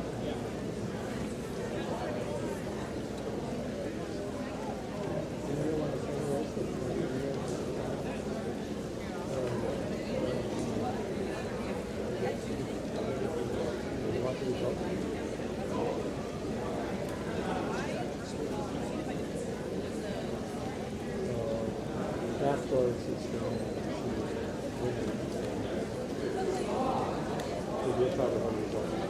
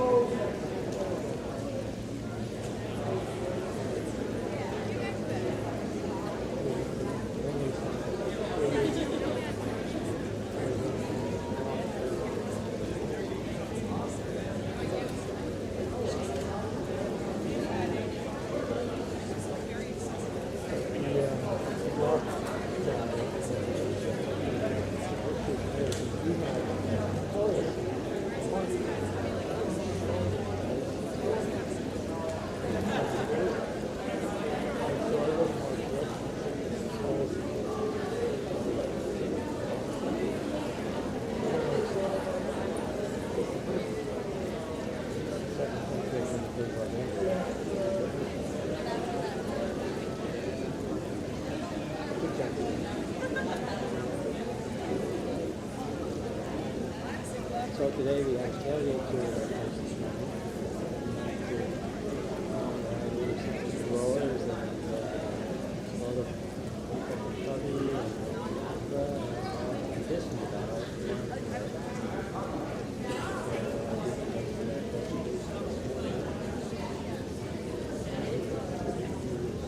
great rollers across the area, as well as all the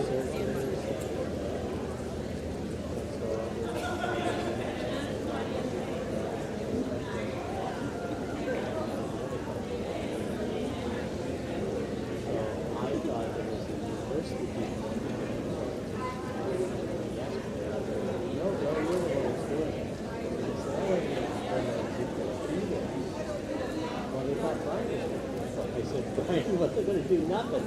Brian was just going to go up and say, I'm here to get time.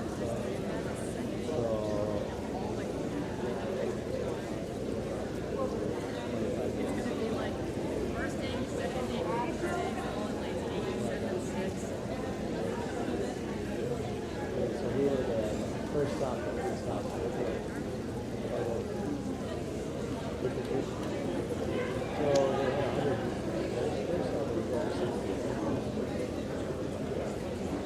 That's on my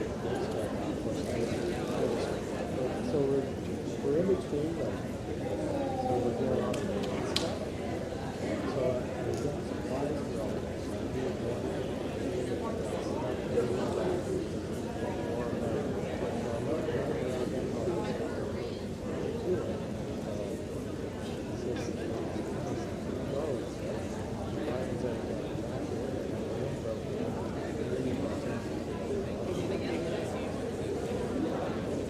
Yeah, you need to go away from that.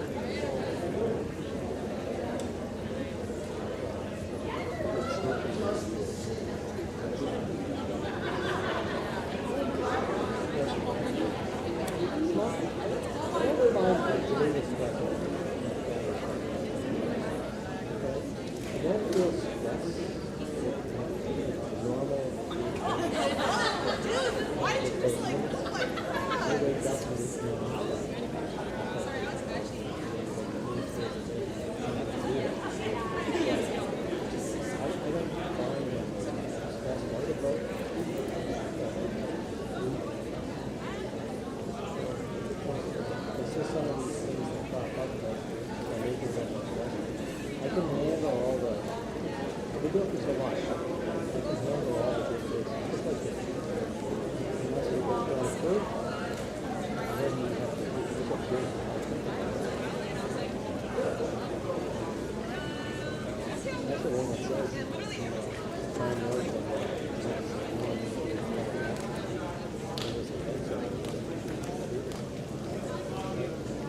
other than like today, that's how I don't find it stress anymore.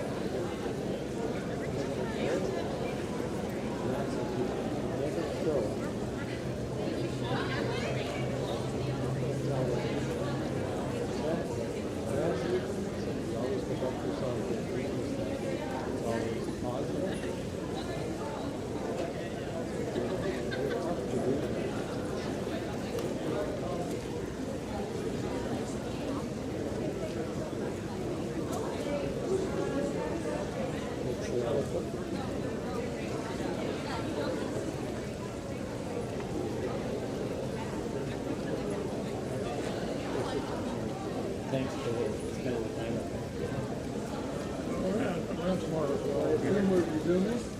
So they had a managers meeting at 10:00. They're hoping to start on 5 minutes.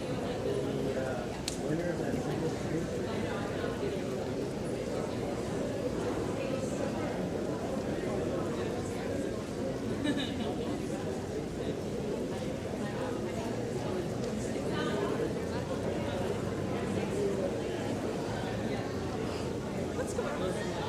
Ladies and gentlemen, thanks for hanging out. Sorry if I scared you. First of all, if you want more sight down the water here long enough, I can recommend the jet boat ride up the Niagara River, before Niagara Lake. I don't work there.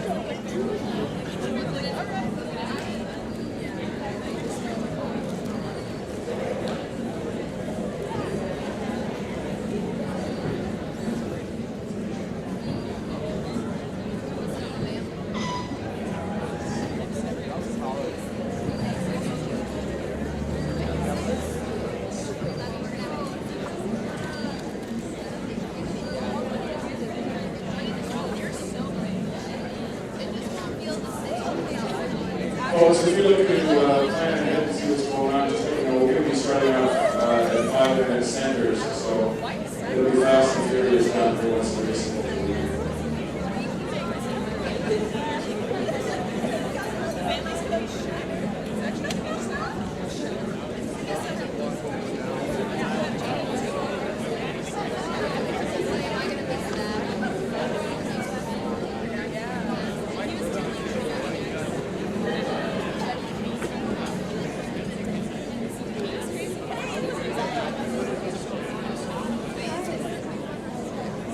I literally just got off the boat. Oh, I just got off the boat. I came ready for the race.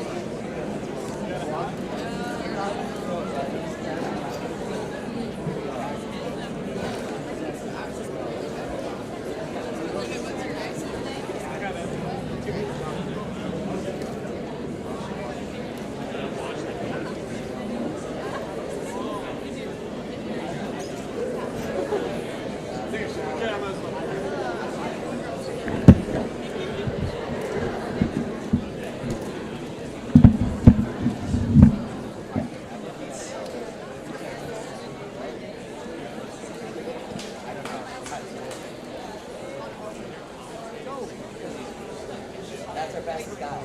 That is St. Mary's.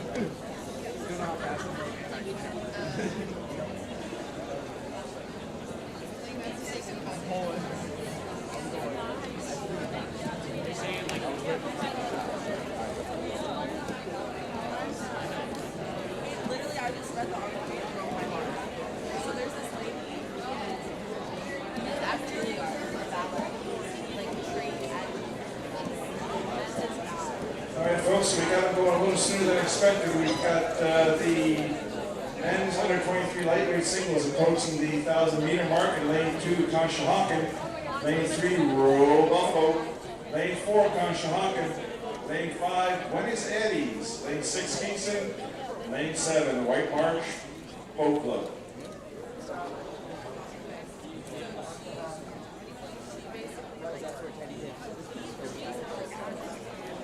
Yeah, okay. I'm trying to follow his steps. Trying to follow his steps.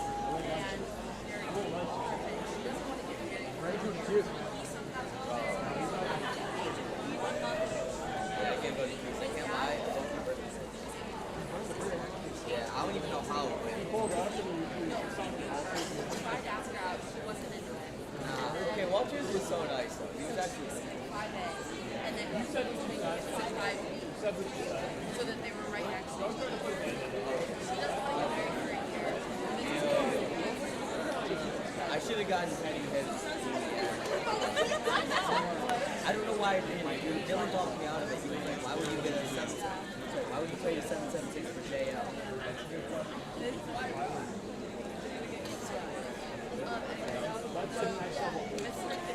Where was the high school Coxed? She then became she then becomes the first ever student to job started sold out in his car. Has no position. Is supposed to get a mark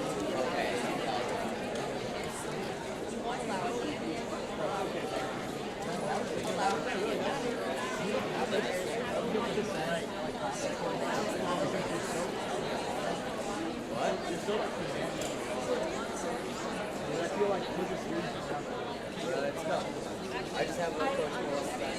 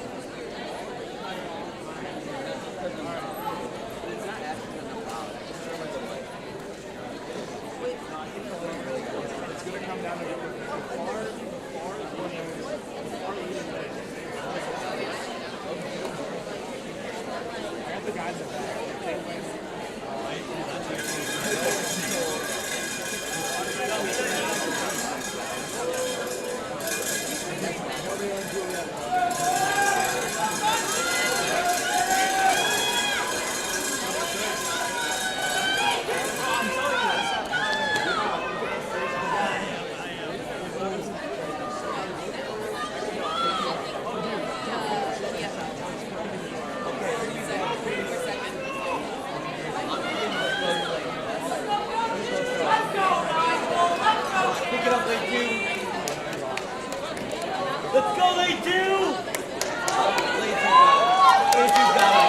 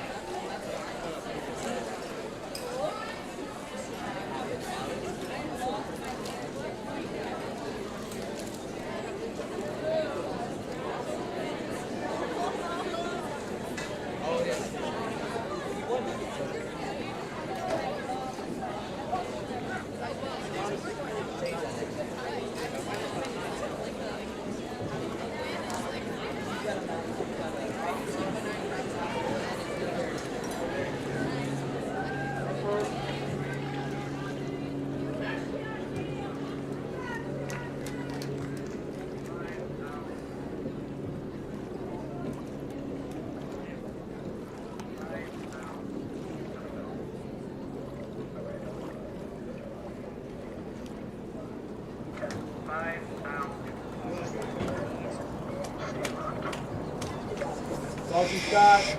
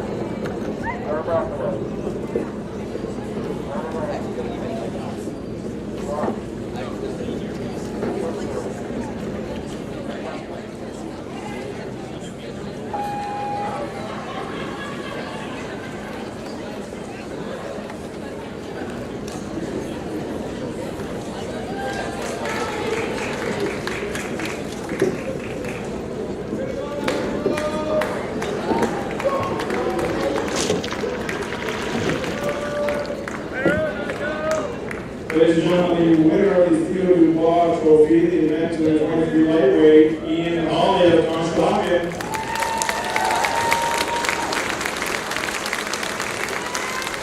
Now, presenting this again. Folks, we're not as part of our photography crew here. If you want to look at any of the photos, if you go to the Regatta Facebook page, you will see Royal Canadian Henley Facebook page, you will see them all.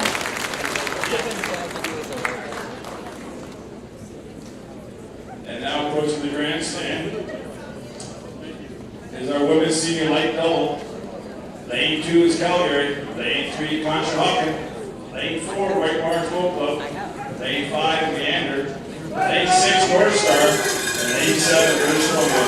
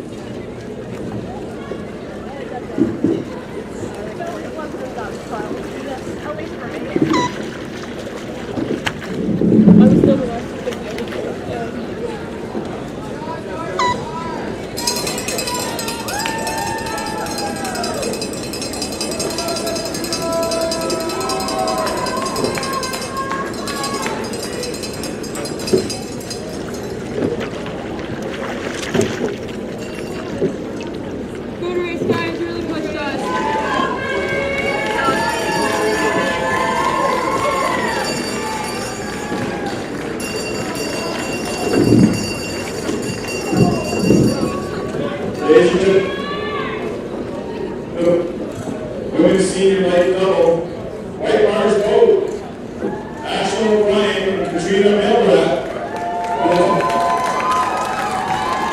7:20:56.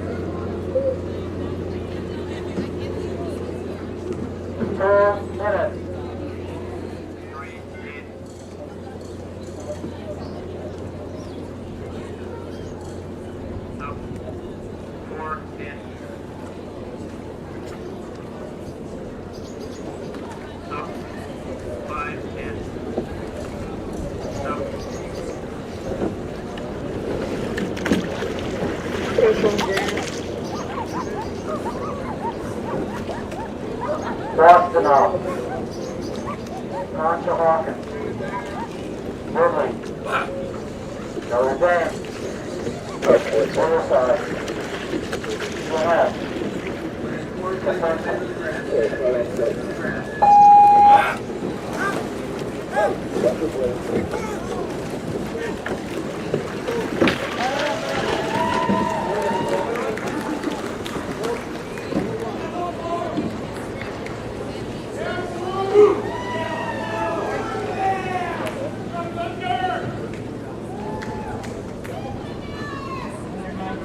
Ladies and gentlemen, the winner of the WL World Trophy Under 19 Coxed for Roll Buffalo.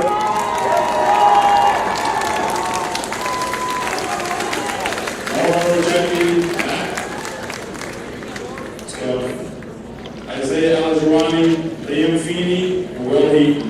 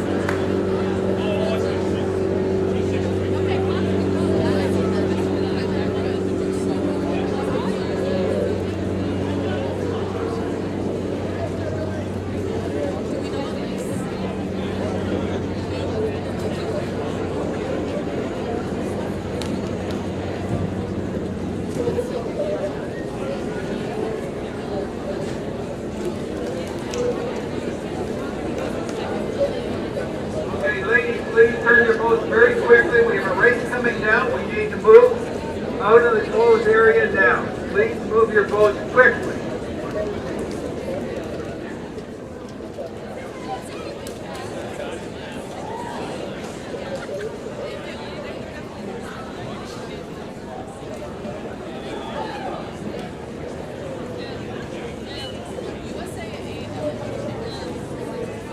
It's your turn, move them up. Let's go.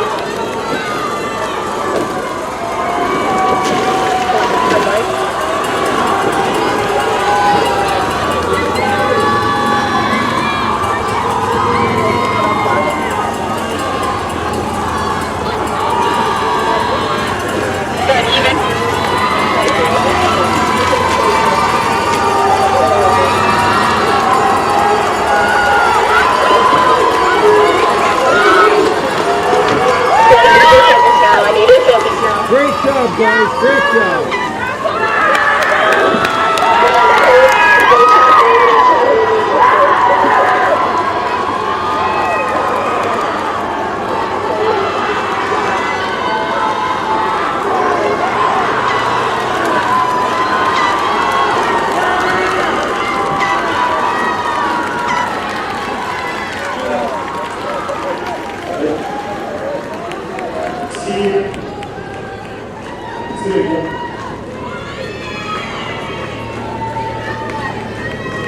Ladies and gentlemen, sorry, my microphone's playing out.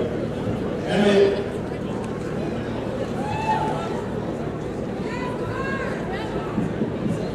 Whitley College. Sue. Lenore.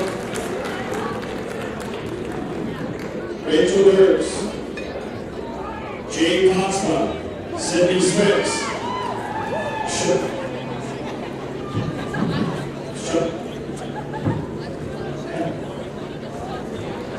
Fifth,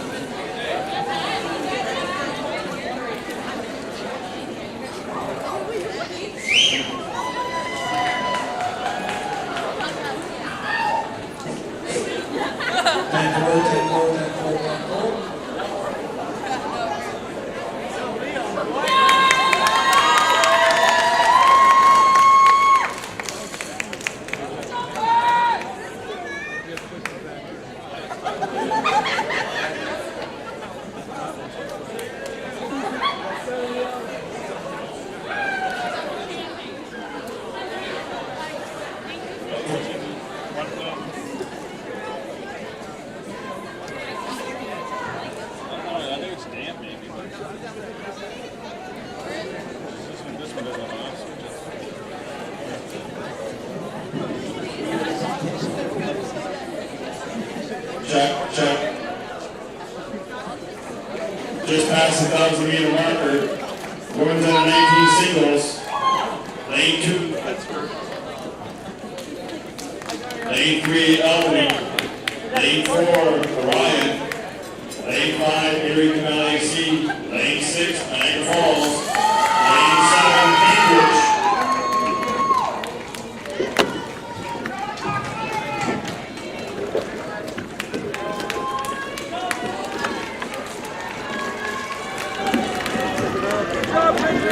Thanks, boys. You guys get it? Yeah. Good job, bud. Good race. Good race. You got it. Last second.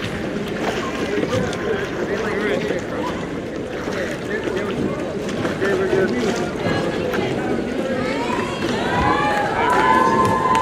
That's one of our coaches next week. All four, actually, all four.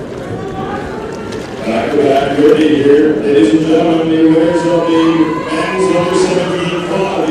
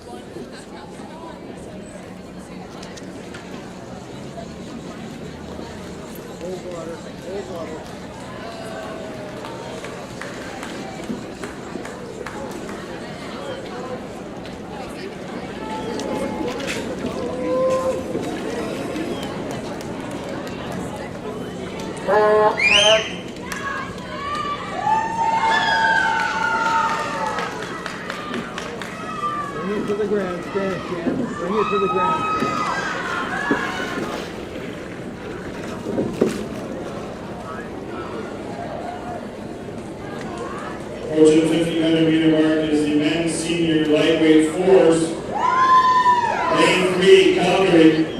lane 4, University of Victoria. Lane 5, St. Catharines. Lane 6, Colorado. Lane 7, Royal Buffalo.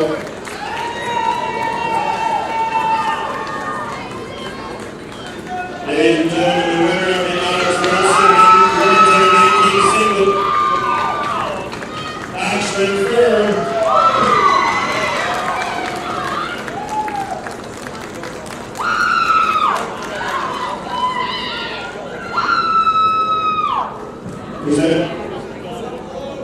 Presented by Bruce McDonald, the Canadian Henley Rowing Corporation.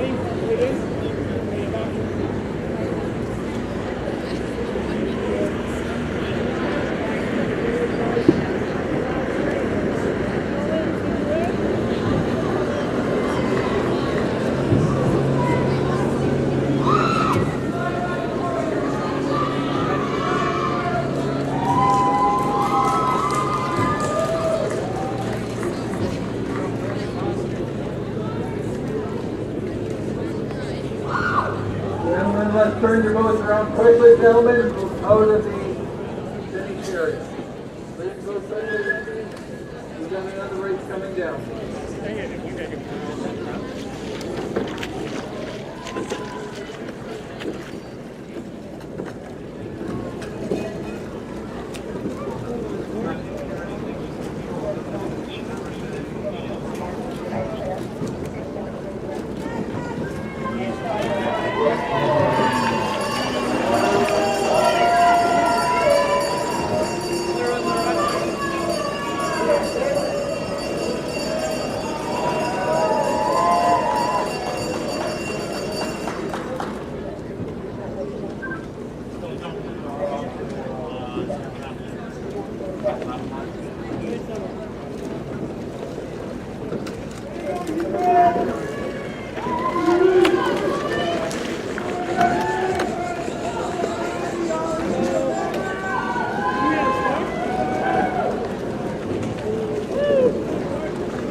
Great job, guys. Be careful. Port. There you go. Let her coast in. Let her coast in.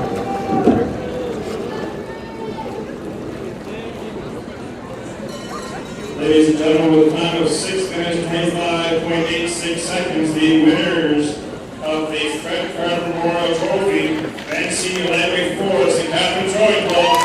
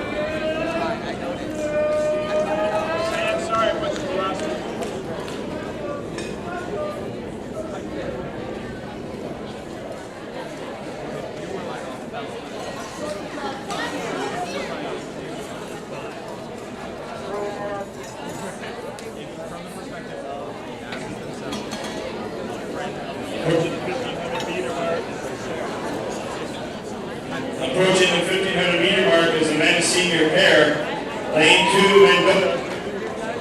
Lane 3, Calgary. Lane 4, San Diego. Lane 5, Benedicts. Lane 6, Seattle Scholars. Lane 7, King's Crown.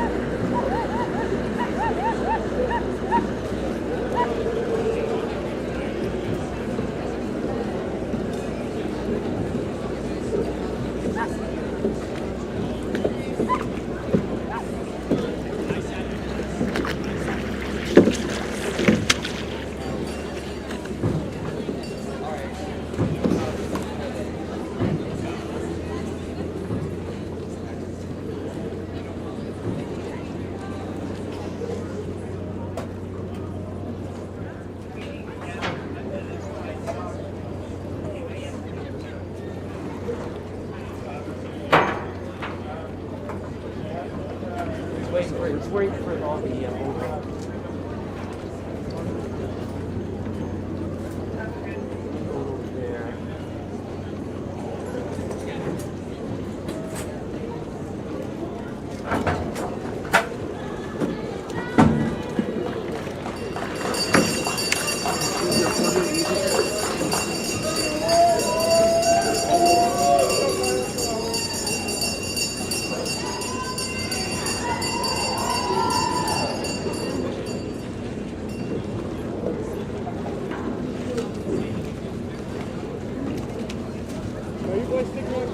there. No, you had no. You just cleaned up and you're out. Yeah. Love it. Good job, guys. Thank you. Great race, man. You guys are savage.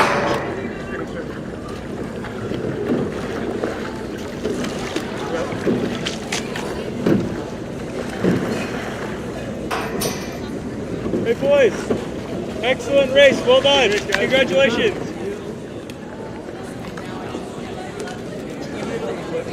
Ladies and gentlemen, the men's senior pair winner of the William Hamilton Merit Trophy, FedEx.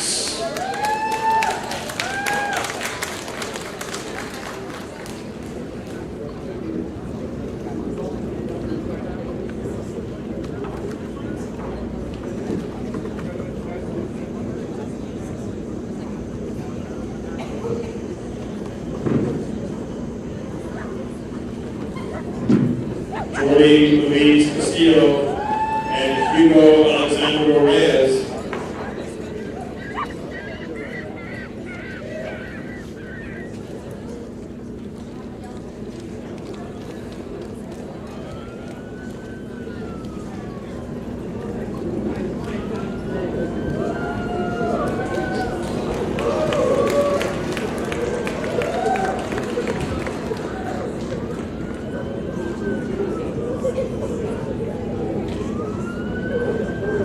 And presenting is Bruce McDonald of the Henley Rowing Corporation.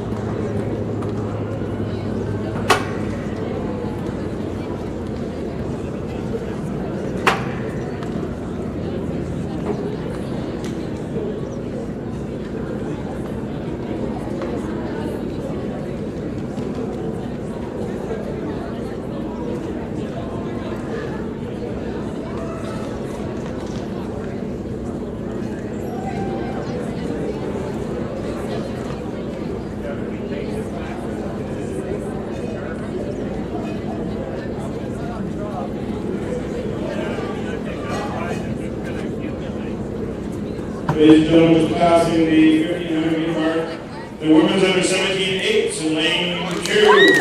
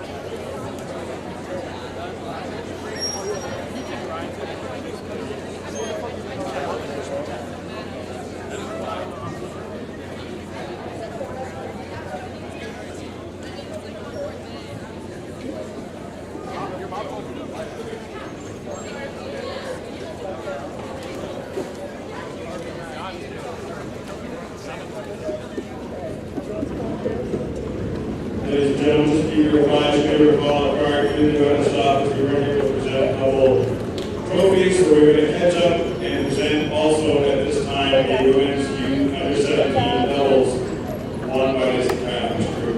Once we complete the presentation to the age group.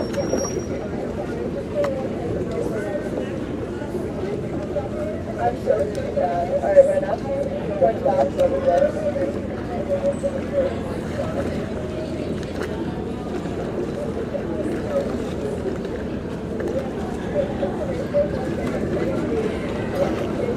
Everyone up. Let's have all 8 sitting ready.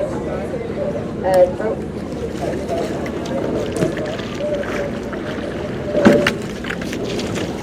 Just wait.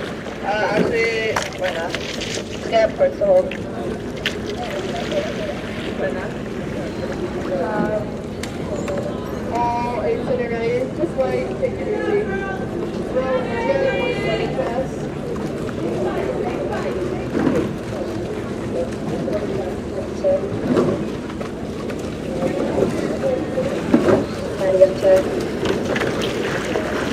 Can you drop out?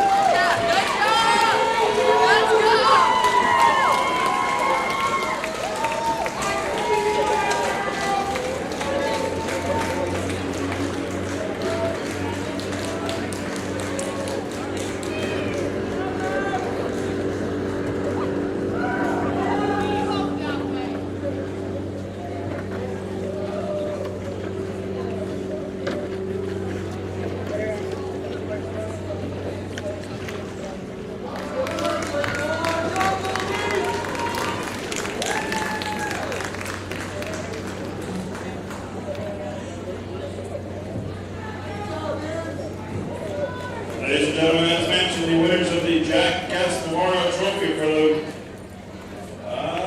lost my spot, sorry. Women's under 17 double, St. Andrew's United Church.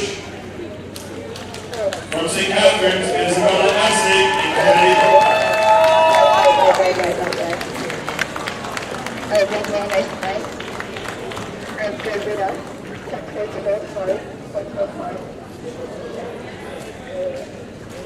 Thank you. Thank you so much. Good.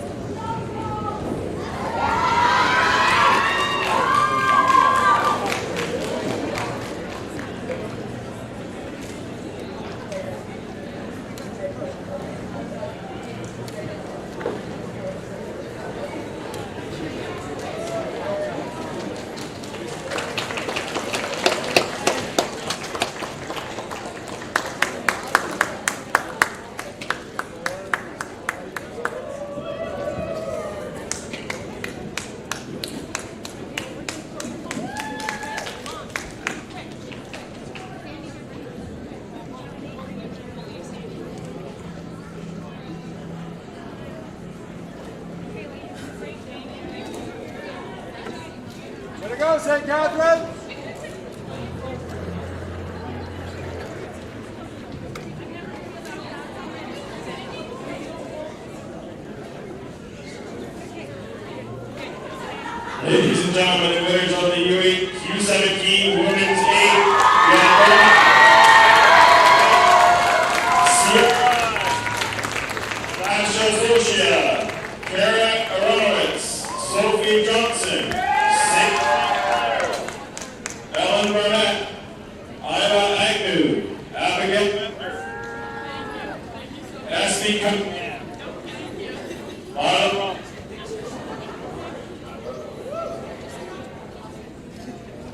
Again, the medals presented by Bruce McDonald from the Canadian Henley Rowing Corporation.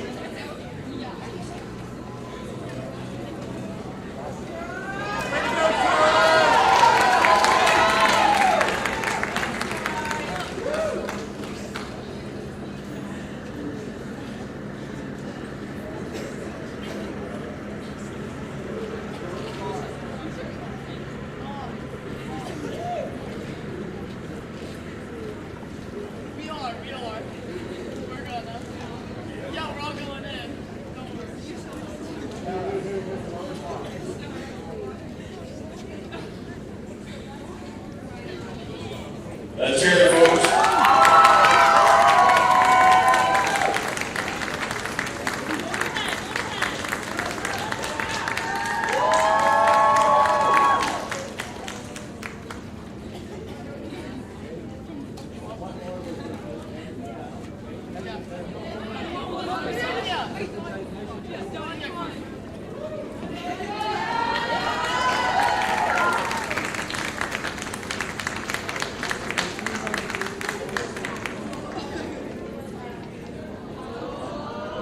Thanks for your help.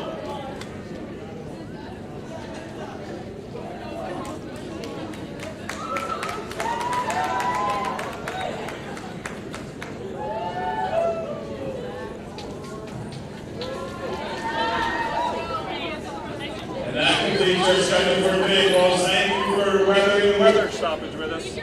We're back tomorrow morning.